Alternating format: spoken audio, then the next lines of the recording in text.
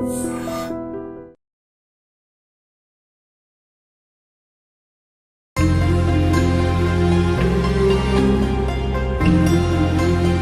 రోజు అలా కళ్ళు మూసుకుని తెరిచేసరికి నేను నడవలేను, జీవితం మొత్తం ఇలానే, అలాంటి సిచ్యువేషన్ మైండ్లోకి వచ్చినప్పుడు ఎలా ఉండిందండి? 6-7 months అయితే డిప్రెషన్. అంటే ఎలా అంటే ఆపోజిట్ నా ముందు టాటా ఏసీ క్యాబ్ ఆయన వెళ్తున్నారు. తక్కువ డిస్టెన్స్లో ఉండడం వల్ల ఒకేసారి వెళ్ళి డాష్ ఇచ్చి ఆయనకి టచ్ అయ్యి నేను ఏంటంటే రోడ్ కార్నర్ సైడ్ పడిపోయాను. పొద్దున్న వేసరికి ఇలా స్టమక్ ఇలా అంతా ఒకసారి యూరిన్ బ్లాక్. సైడ్ స్క్రూస్ ఉంటాయి కదా, దానికి కవర్ చేయలేదు, వాళ్ళు కవర్ చేయలేదు, ఇలా వేసేసారు. నేను ఒక నలుగురిని పట్టుకుని నిలిచిపోయాను. సో ఆ 2 సైడ్లు 2 స్క్రూస్ ఇలా లోనకి పోయాయి. సిచ్యువేషన్ కూడా ఒక మాట అంటున్నారంటే ఎంత ఘోరంగా. అయ్యో, చాలా మంది కళ్ళు లేవా, కళ్ళు పోయా, ఎందుకు గుద్దేశారు అన్నట్టు వాళ్ళు కూడా ఉన్నారు. అక్కడ నుండి ఇక్కడ వరకు వచ్చి కరోనా పాజిటివ్ అంటే వాళ్ళు ఎలా రియాక్ట్ అవుతారో. పొద్దున్న లేస్తాడికి బతికుంటాను అనేదే డౌట్. ఇంక ఇలా కాదని చెప్పేసి అక్కడ బుక్ ఉండే, బుక్లో ఫుల్ నా అడ్రస్ అంతా రాసి పెట్టేసి ఇన్ కేస్ నాకేమైనా అయితే అట్లీస్ట్ నా బాడీ అయినా మా ఊరికి పంపించాను. ఫస్ట్ ఇండియాకి ఆడే ఛాన్స్ ఇప్పుడు వచ్చింది. ఉగాండా వెళ్ళడానికి ఛాన్స్ దొరికింది. నా పాస్పోర్ట్ ఎవరో చింపేశారు అనమాట. పాస్పోర్ట్ చింపేశారా? పేజ్ చింపేశారు ఎవరో. వీల్ చైర్ స్కిల్స్ అన్ని నేర్చుకొని ర్యాంప్ ఎలా ఎక్కాలి, స్టెప్స్ ఎలా దిగాలి, సో ఎక్కడికైనా ఇండివిజువల్గా ఎలా ట్రావెల్ చేయాలి. అక్కడ కొంచెం ధైర్యం ఏమైనా పెరిగిందా? లైక్ సెటిల్ వస్తుంది, కనెక్ట్ చేయడం అది నేర్చుకుంటే చాలా అని చెప్పేసి అక్కడ రిహాబ్లో ఆడుతుండే వాళ్ళు అందరూ. నేను పోయి ఆడేటోను అనమాట. నమ్మకం ఏదైతే ఉందో మీలో ఒక 1% అయినా మనాలకు వస్తే చాలా బెటర్ అని నా ఫీలింగ్ అనమాట. సో జొమాటో చేసుకుంటూ స్టార్టింగ్లో చేస్తుండేవాళ్ళం. ఒక 2-3 months అయింది ఇలానే జొమాటో చేయడానికి. నైట్ 6 స్టార్ట్ అయ్యి ఇంటి దగ్గర నుండి ఇలా బయటకు వచ్చాను. ఇలా వెళ్ళిపోతున్నాను, ఇన్నోవా కార్ వచ్చి గుద్దేశాను. బతుకుతానో చచ్చిపోతుంది, నాకు అది వేరే గోల్ లేదు. అంటే అది ఎలా ఏం జరుగుతుందో ఓకే అనుకుంటాను. హాయ్, హలో, నమస్తే, welcome back to our channel. నేను మీ వైషు. లైఫ్ మనల్ని ఎంత గట్టిగా కొడితే మనం అంత గట్టిగా నిలబడాలి అంటూ ఉంటారు. పడి లేచిన కెరటానికే వాల్యూ ఉంటుంది, కానీ పడిపోయిన కెరటానికి ఏ రోజు వాల్యూ ఉండదు. అంటే మనం ఎంత తిరిగిద్దామని చూసినా లైఫ్ మళ్ళీ మళ్ళీ మళ్ళీ మళ్ళీ మళ్ళీ మళ్ళీ కొడతా ఉందంటే ఎక్కడో దగ్గర ఆగిపోతాం కదా. కానీ ఈరోజు నాతో పాటు ఉన్న వ్యక్తి అయితే అలాంటి ఎన్ని సిచ్యువేషన్స్ వచ్చినా ఆగిపోలేదు. కాలానికి ఎదురిగి నిలబడ్డారనమాట. ఎంత గట్టిగా నిలబడ్డారంటే ఏదో ఒక రోజు కాలం కూడా ఇక నా వల్ల కాదురా బాబు గెలిపించేద్దాం అనే స్టేజ్కి వెళ్ళిపోతుందేమో. ఈరోజు నాతో పాటు పారా షట్లర్ పూర్ణరావు గారు ఉన్నారు. ఆయనతో అయితే చాలా విషయాలు మాట్లాడేద్దాం. వచ్చేయండి. హలో అండి, నమస్తే, ఎలా ఉన్నారు? బాగున్నాను. సో పూర్ణ గారు, నిజంగా ఇది ఉంటే ఇది లేదు, అది ఉంటే ఇది లేదని చెప్పి కంప్లైంట్ చేస్తూ ఉంటాం ఇంట్లో. నాకు ఈ ఫోనే కావాలి, లేకపోతే నాకు ఆ షూనే కావాలి అని చెప్పి గొడవ వేసుకుంటూ ఉంటాం. మీలాంటి వాళ్ళని చూసినప్పుడు అదొక రకమైన ఫీలింగ్ ఏంటంటే ఎంత చండాలంగా బిహేవ్ చేస్తున్నాం ఇంట్లో అనే ఒక ఫీలింగ్ వస్తుంది ముందు. ఏంటంటే అన్నీ ఉన్నా కూడా మీకు ఇది లేదు అది లేదని గొడవ. ఏది లేని వాళ్ళకి అప్పుడు అసలు వాళ్ళు ఎలా గొడవ పడాలి అని చెప్పేసి. మీ లైఫ్ గురించి మాట్లాడే ముందు 2017కి ముందు గురించి మాట్లాడుకుందాం మనం. ఓకే, సో ఏం చదువుకున్నారు మీరు? నాది డిప్లొమా వర్క్ అయింది మ్యామ్. ఎక్కడి నుంచి మీరు? సో నా శ్రీకాకుళం డిస్ట్రిక్ట్ మ్యామ్, టెక్కలి మండలం, శ్రీరంగం విలేజ్. ఓకే. సో నేను డిప్లొమా వరకు చదువుకున్నాను. దాని తర్వాత ఇలానే అక్కడిక్కడ ప్రైవేట్ కంపెనీలో జాబ్ చేస్తుండేవాడిని. 2017లో బైక్ యాక్సిడెంట్ అయింది. ఓకే. సో బైక్ యాక్సిడెంట్ అయిపోయాక తర్వాత complete paralysed, wheelchair use. Just bike యాక్సిడెంట్కి అంటే బైక్ యాక్సిడెంట్ అంటే మేము రోడ్, మాది సింగిల్ పల్లెటూరు, సింగిల్ వే మేము వెళ్తున్నాను. రోడ్డు పైన ఆపోజిట్ నా ముందు టాటా ఏసీ క్యాబ్ ఆయన వెళ్తున్నారు. సో ఆయన ఏంటంటే సడన్గా స్టాప్ చేశారు. నేను తక్కువ డిస్టెన్స్లో ఉండడం వల్ల ఒకేసారి వెళ్ళి డాష్ ఇచ్చి ఆయనకి టచ్ అయ్యి నేను ఏంటంటే రోడ్ కార్నర్ సైడ్ పడిపోయాను. So road corner correct back side disc touch అయింది. సో నాకేంటంటే నేను బైక్ తక్కువ స్పీడ్లో ఉన్నాను, ఏం కాదని చెప్పి నేను అదే క్యాబిన్ పట్టుకుని నిల్చునిపోయాను. సో ఆల్రెడీ డిస్క్ డ్యామేజ్ అయింది. నేను నిల్చునిపోవడంతో ఒకేసారి ప్రెస్ అయ్యి డిస్క్ ఇంకా లోనకి పోయింది, అది నెర్వ్స్కి టచ్ అయిపోయింది. సో అక్కడ ఏం జరిగింది, నిల్చోకూడదు అంటే నాకు తెలియదు. అంటే ఇంత పెద్ద సివియర్ సిచ్యువేషన్ అవుతుందని అసలు నేను ఎక్స్పెక్ట్ చేయలేదు. చిన్నదే కదా అని చెప్పి నిల్చుని పోయిన తర్వాత లోకల్ హాస్పిటల్కి వెళ్ళాను. అక్కడ చూపిస్తే వాళ్ళు పెయిన్ కిల్లర్స్ అంతా వేసారు. సో మార్నింగ్ అంటే పెయిన్ కిల్లర్స్ అంతా వేసి ఫస్ట్ ఒక హాస్పిటల్కి వెళ్ళాను. వాళ్ళు పెయిన్ కిల్లర్స్ అంతా వేసి సో ఇది ఇక్కడ అవ్వదు, మీరు ఒకసారి ఆర్థోపెడిక్ వరకు వెళ్ళండి అంటే తర్వాత ఆర్థోపెడిక్ వరకు వచ్చాను. ఆయన స్కానర్ లేదు, ఫ్రెండ్స్ పిలిచాను వాళ్ళు. తర్వాత ఎంఆర్ఐ సారీ ఎక్స్‌రే అంతా తీశారు. తీసి ఆయన ఏమంటే, "ఏం లేదు చిన్న డ్యామేజ్ అయింది. ఇంజెక్షన్స్ ఒక 2 ఇంజెక్షన్స్ ఇస్తాము. పొద్దున్న లేసేసరికి సెట్ అయిపోద్ది" అన్నారు. ఓకే. సో, సెట్ అయిపోద్ది కదా అని చెప్పి నేను నార్మల్‌గా ఉండిపోయాను. పొద్దున్న లేసేసరికి ఇలా స్టమక్ ఇలా అంతా ఒకసారి ఉబ్బింది. యూరిన్ బ్లాక్ అయిపోయింది. ఉబ్బిపోయిందనమాట. Urine okay. బ్లాక్ అయ్యి.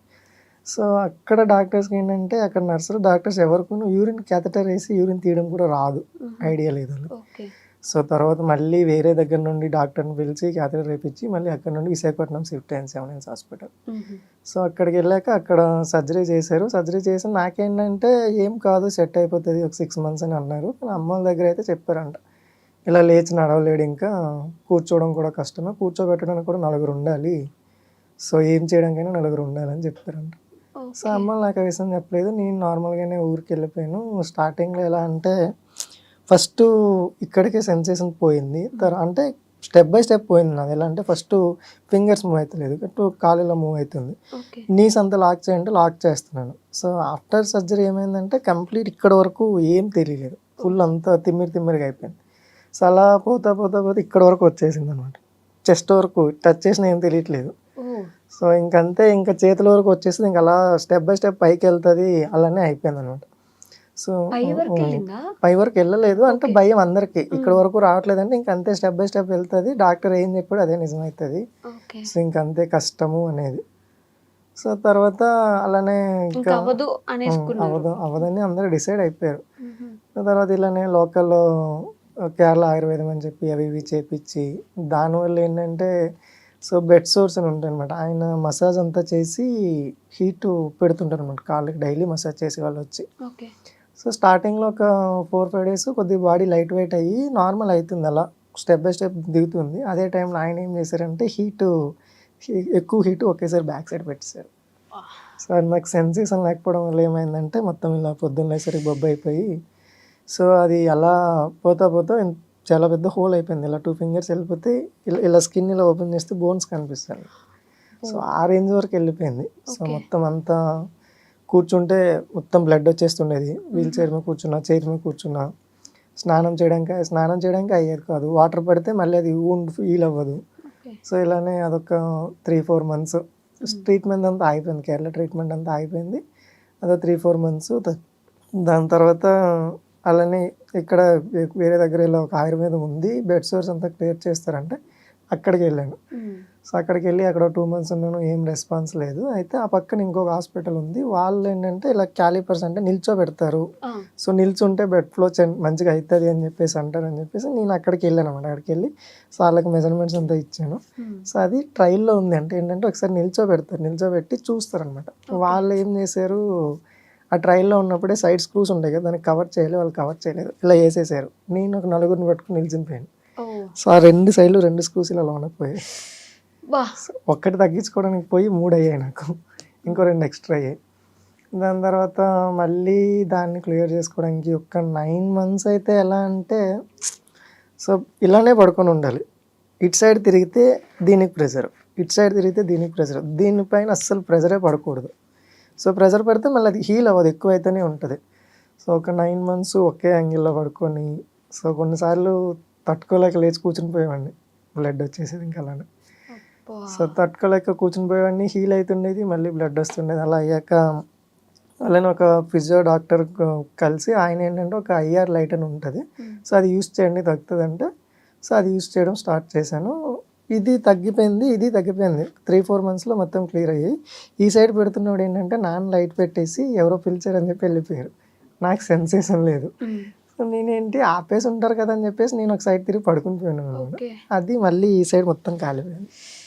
మళ్ళీ ఎక్స్‌ట్రా. ప్రతిసారి దెబ్బ మీద పడుతూనే ఉంది ఏదో ఒకటి. తర్వాత అలానే ఇది క్లియర్ అవ్వడానికి కొంచెం టైం పట్టింది. దాని తర్వాత ఇంట్లోనే 2 ఇయర్స్ ఎలా అంటే స్టార్టింగ్‌లో ఇలానే అంటే ఒక స్టేజ్‌కి వచ్చేంత వరకు నాకు నేను లేచి కూర్చునేంత వరకు ఎలా అంటే అమ్మ నాన్నలు అందరూ వచ్చి నన్ను ఇలా తిప్పాలి అంటే ఒక ఇద్దరు ముగ్గురిని పిలిచి ఒకరు కాళ్ళు, ఒకరి చేతులు, ఒకరి తల పట్టుకొని ఇలా తిప్పేది, ఇటు సైడ్ తిప్పేది. స్నానం చేపించాలంటే మొత్తం అందరూ తీసుకెళ్ళి ఎత్తుకొని పెట్టేది. సో, స్టార్టింగ్ ఇప్పుడు ఉన్నాయి రాడ్స్ ఉండేవి. అప్పుడు స్టిచెస్ కూడా ఉండేవి. దానివల్ల ఏంటంటే ఒక 3 మంత్స్ నన్ను ఇలా తిప్పడానికే చాలా కష్టపడేవాళ్ళనమాట అమ్మోళ్ళు. అబ్బా! కానీ అంటే ఆ రోజు వరకు ప్రాపర్‌గా నడవగలుగుతున్నారు. మీ బైక్ మీరే తోలుకున్నారు. పరిగెట్టమంటే కూడా పరిగెట్టేవాళ్ళు. హ్మ్. ఒకరోజు అలా కళ్ళు మూసుకొని తెరిచేసరికి నేను నడవలేను జీవితం మొత్తం ఇలానే.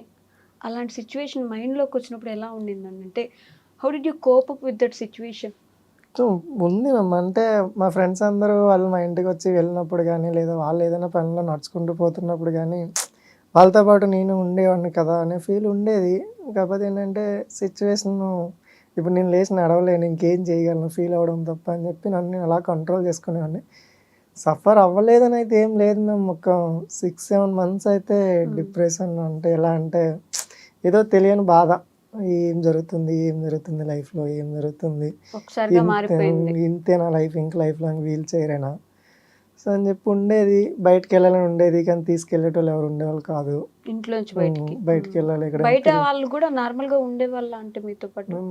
అంటే యాక్సిడెంట్ అయ్యాక చాలామంది చేంజ్ అయిపోయారు. హ్మ్. సో, కొంతమంది ఉంటారు లైఫ్ లాంగ్ అనుకున్నోళ్ళు చాలామంది చేంజ్ అయిపోయారు. సో, దాని తర్వాత ఇలానే ఫీల్ అవుతూ ఒకరోజు ఫేస్‌బుక్‌లో చూసాననమాట. ఇలా బెంగుళూరులో APD rehab centre. Spinal cord injury వరకు ఇలా ట్రీట్మెంట్ ఇస్తారు అని. సో, నాకెలా అంటే ఫైనాన్షియల్లీ కొద్దిగా ఫ్యామిలీ సైడ్ నుండి కూడా వీక్ ఉండే. అమ్మ వాళ్ళు ఏం చేసేవారు? Daily workers ma'am. ఓకే. అమ్మ హౌస్ వైఫ్, నాన్న డైలీ వర్కర్స్ గ్రానైట్‌లో వర్క్ చేస్తుండేవాళ్ళు. హుహు. సో, ఏంటంటే అప్పుడు వెళ్ళడానికి నా దగ్గర అమౌంట్ లేదు. ఓకే. సో, అప్పుడు నాకు నా 10th క్లాస్ ఫ్రెండ్స్ అందరూ సో, నేనప్పుడు ఆయుర్వేదంకంతా వెళ్ళడానికి వాళ్ళు నాకు సపోర్ట్ చేశారు. కానీ సపోర్ట్ చేశారు చెప్పి పదే పదే అందరిని అడగలేము. సో, తర్వాత మా ఫ్రెండ్స్ అందరూ గ్రూప్‌లో పెట్టి చాలా సపోర్ట్ చేశారు. కానీ ఏంటంటే బెంగుళూరు రావాలి, అయ్యో అక్కడ ఉండాలంటే పెద్ద సిటీ ఎక్కువైతది అమౌంటు. సో, అంత నేను బేర్ చేసుకోలేనేమో. రీహాబ్ అంటే ఇంకా కొంచెం కష్టం. కష్టమైతది అనుకున్నాను.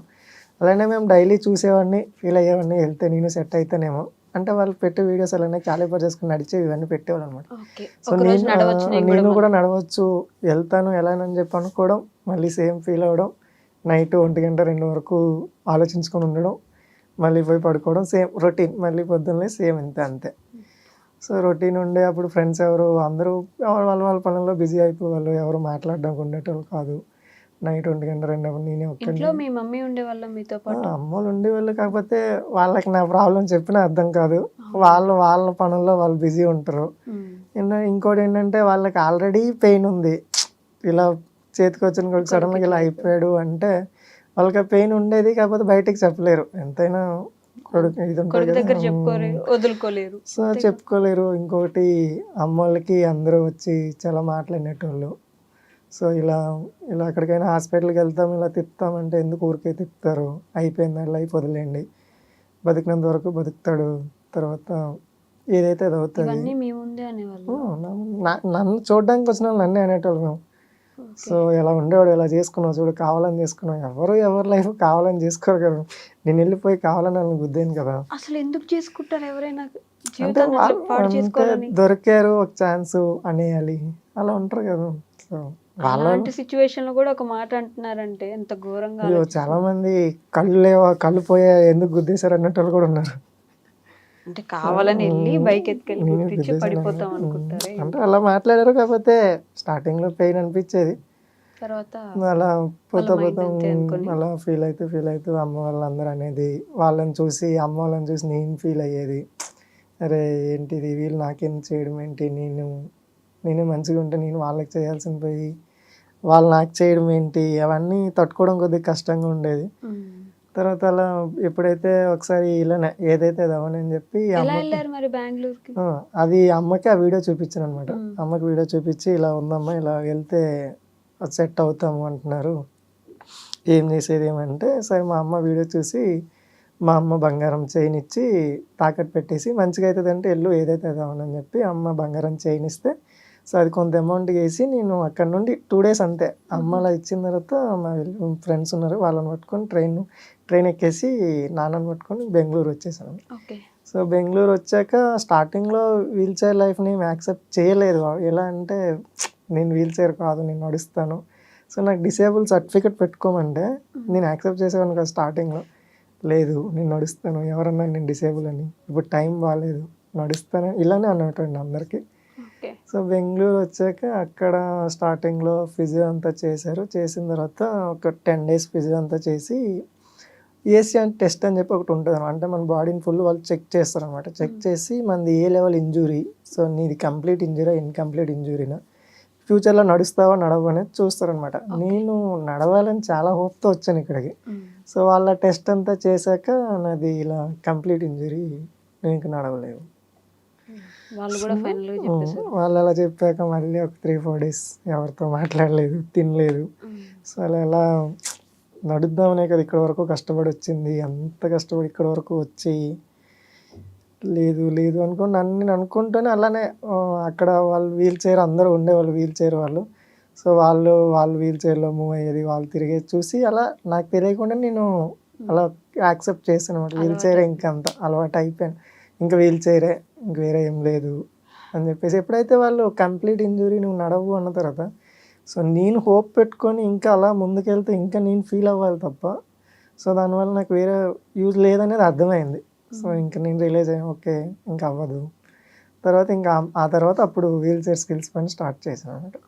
సో వీల్ చైర్ స్కిల్స్ అన్ని నేర్చుకొని ర్యాంప్ ఎలా ఎక్కాలి, స్టెప్స్ ఎలా దిగాలి, సో ఎక్కడికైనా ఇండివిజువల్గా ఎలా ట్రావెల్ చేయాలి, ఇదంతా రీహాబ్లో నేర్చుకున్నాను అనమాట. అక్కడ కొంచెం ధైర్యం ఏమైనా పెరిగిందా?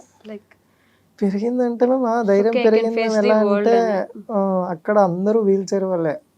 ఎలా అంటే డిఫరెంట్ యాక్సిడెంట్స్, కొంతమంది చెట్టు పైన పడిపోయిన వాళ్ళు, కొంతమంది ట్రాక్టర్ యాక్సిడెంట్, కొంతమంది కార్ యాక్సిడెంట్. సో వాళ్ళతో పోల్చుకుంటే కొంతమందికి ఇక్కడ సీ లెవెల్లో డ్యామేజ్ అయి ఉంటుంది అనమాట.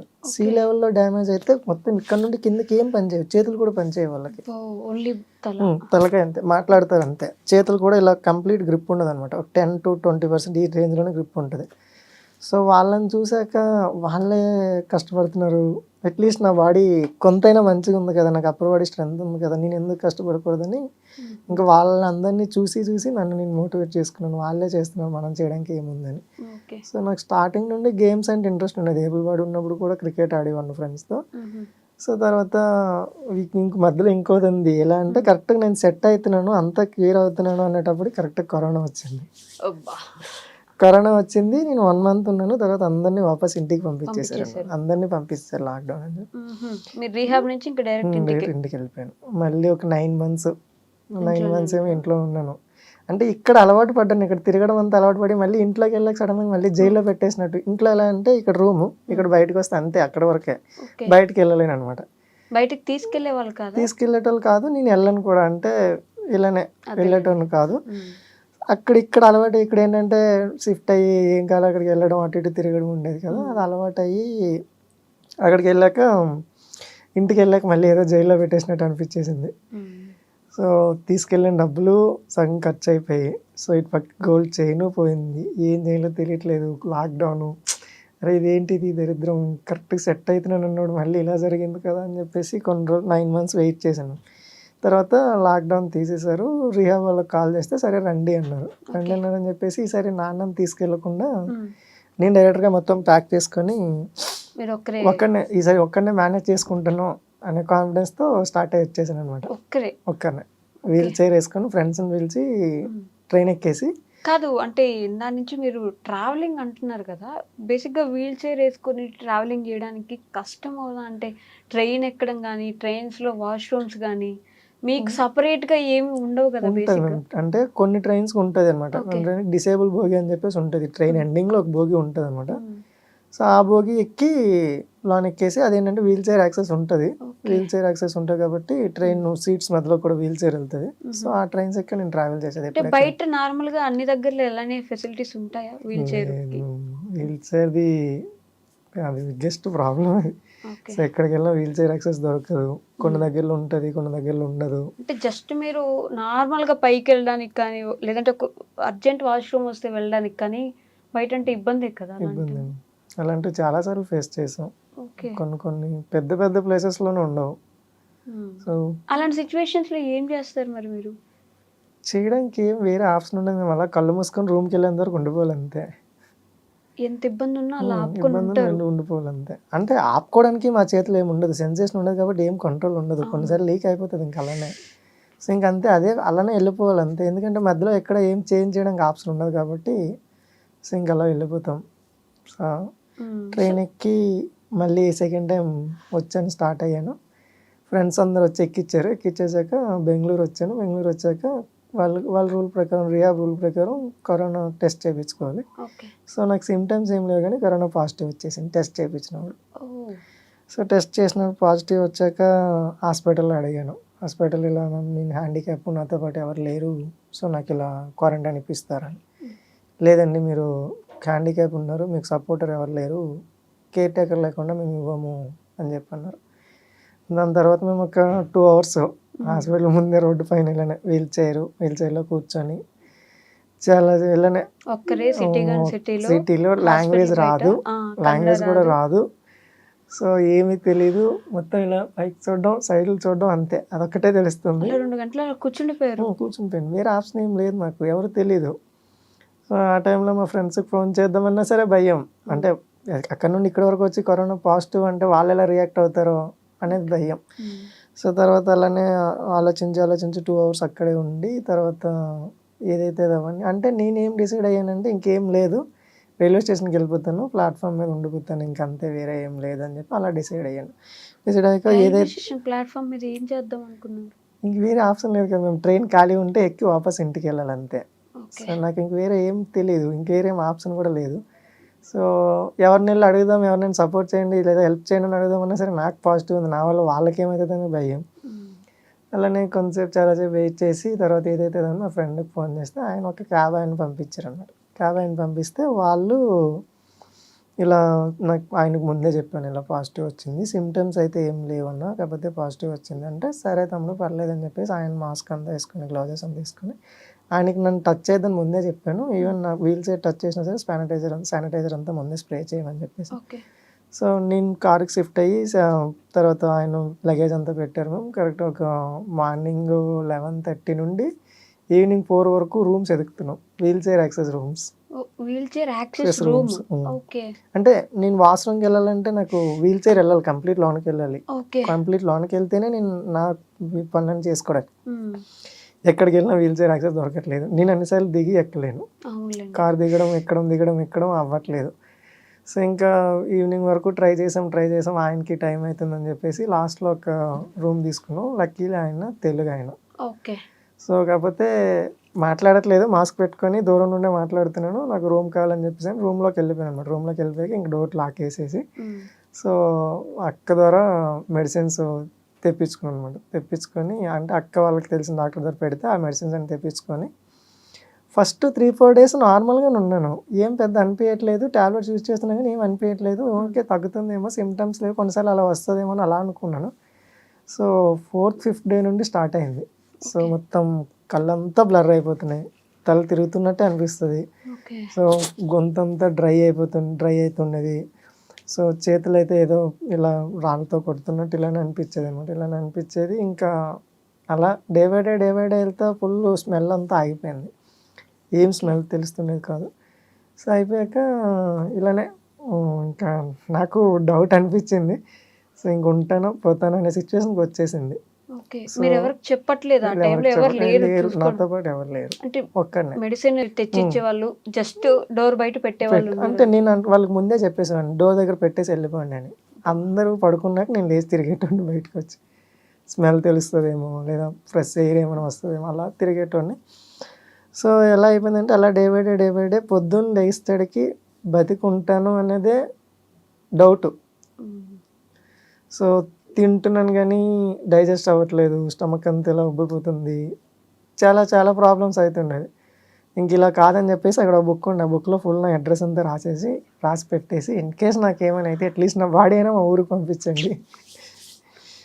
పంపించండి అని చెప్పి రాసి పెట్టి ఇంక అలానే రోజు లేవడం, ఈరోజు బతికాను అని చెప్పి మళ్ళీ అనుకోవడం, మళ్ళీ పడుకోవడం, మళ్ళీ సేమ్ లేవడం, నైట్ తినడం, ట్యాబ్లెట్స్ వేయడం, అలా కంటిన్యూ అవుతూనే 11th day ఏమో. సో నైట్ ఫుడ్ ఆర్డర్ చేశాను, ఫుడ్ ఇలా తెచ్చుకున్నాను, ఇలా పెట్టి ఇలా తింటున్నా, స్మెల్ వచ్చింది. అయ్యా నాకు స్మెల్ తెలుస్తుంది అని చెప్పి ఆ ఫీలింగ్ వేరే లెవెల్ ఉండే. ఎందుకంటే ఇప్పుడు వరకు చూసిన ప్రపంచం వేరు, ఆ 14 days చూసిన ప్రపంచం వేరు. ఒక్కడిని ఎవ్వరు లేరు, నా బట్టలు నేనే వాష్ చేసుకోవాలి, నేనే చేసుకోవాలి. సో అది వేరే ప్రపంచం కనిపించింది ఆ 14 డేస్. బట్టలు కూడా మీరే వాష్ చేసుకున్నారు.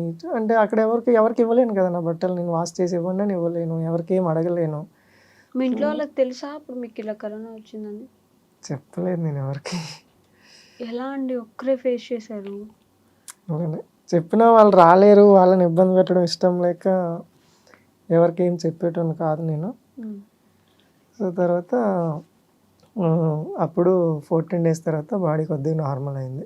నార్మల్ అయ్యాక హాస్పిటల్కి వెళ్ళి టెస్ట్ చేయించుకున్నాను. టెస్ట్ చేయించుకున్నాక నెగిటివ్ వచ్చింది. అప్పుడు నేను ఆ రోజు హాస్పిటల్ నుండి బయటకు వచ్చి నేను అరిచింది ఆల్మోస్ట్ హాస్పిటల్ అంతా వినిపించుంటుంది. ఓకే, బతుకుతాను. అంత గట్టిగా అరిచాను. మా ఫ్రెండ్ అయితే సాకు ఎందుకు అంత గట్టిగా అరుస్తున్నానని. ఇంటి దగ్గర 2 years కష్టపడ్డాను, ఇన్ని మాటలు విన్నాను, ఇన్ని ఫేస్ చేశాను, కానీ ఓకే నాకంటూ ఒక రోజు వస్తుంది అనుకునేటోడు ఇంటి దగ్గర ఉండేటప్పుడు. కానీ ఈ 14 డేస్ మాత్రం అసలు పక్క రోజు ఉంటానా లేదనేది ఆ స్టేజ్కి వెళ్ళిపోయాను కాబట్టి, అడ్రస్ రాశారంటేనే అసలు ఆ స్టేజ్కి వెళ్ళిపోయాను కాబట్టి ఓకే అని చెప్పేసి ఆ రోజు అరిచింది. అందరూ హాస్పిటల్లో ఉన్న వాళ్ళందరూ నన్ను తిరిగి చూసారు అనమాట, అంత గట్టిగా వచ్చాను. నేను మళ్ళీ బతికాను అని, అంటే ఆ బాడీ ఉన్నా సరే నేను మళ్ళీ బతికాను అనే ఫీల్. మీకేం అవదండి బాబు, మీరు గట్టోళ్ళు, అసలు చాలా గట్టోళ్ళు, గట్టిగా నిలబడ్డారు, ఇప్పుడు నిలబడుతున్నారు, ఇంకా నిలబడతారు కూడా. ఏ రోజు మీకు ఏదైనా అవుద్దన్న ఆలోచన కూడా పెట్టుకోకండి మీరు. అసలు ఆ 14 రోజులు ఎవరో ఒకరు పక్క నుండి చూసుకుంటేనే ఉండలేని ఫ్యామిలీస్ ఎన్నో ఉన్నాయి.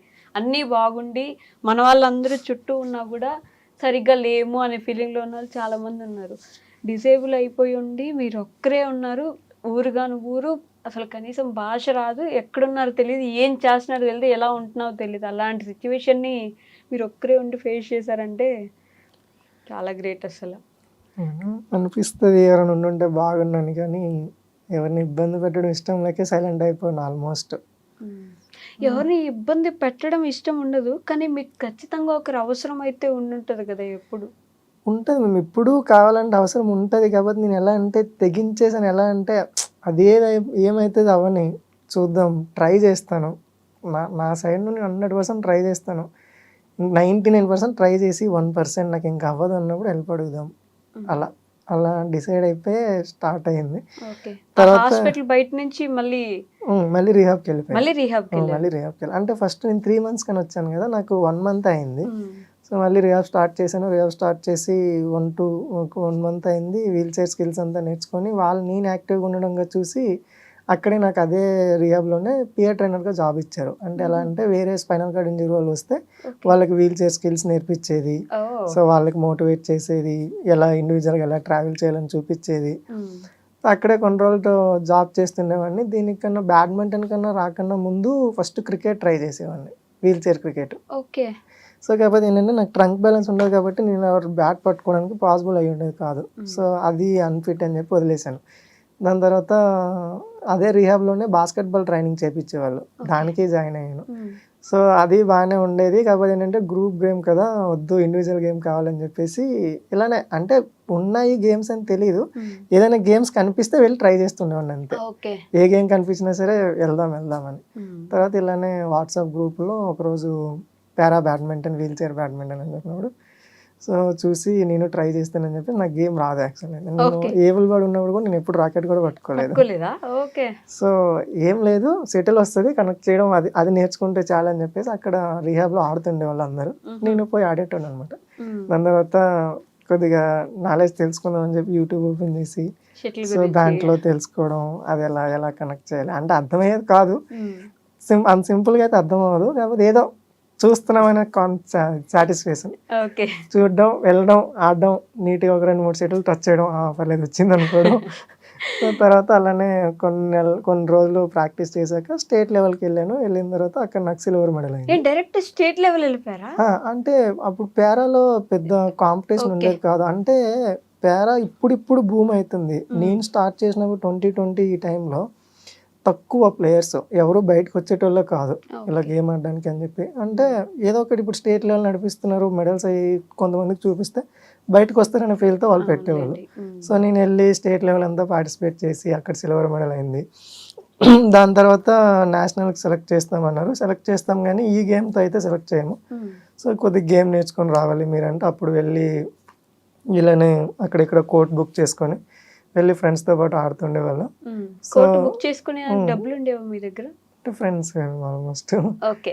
సో ఆల్మోస్ట్ ఫ్రెండ్స్ వాళ్ళు పెట్టేవాళ్ళు. అంటే నా సిచ్యువేషన్ చూసి వాళ్ళకి కంప్లీట్ తెలుస్తుంది కదా మ్యామ్, తిని పెట్టలేడు ఎందుకులే అడగడం అని చెప్పి ఎవరు అడిగేటోళ్ళు కాదు. రీహాబ్ లో అందరూ మీలాంటి వాళ్ళే ఉంటుంటారు కదా.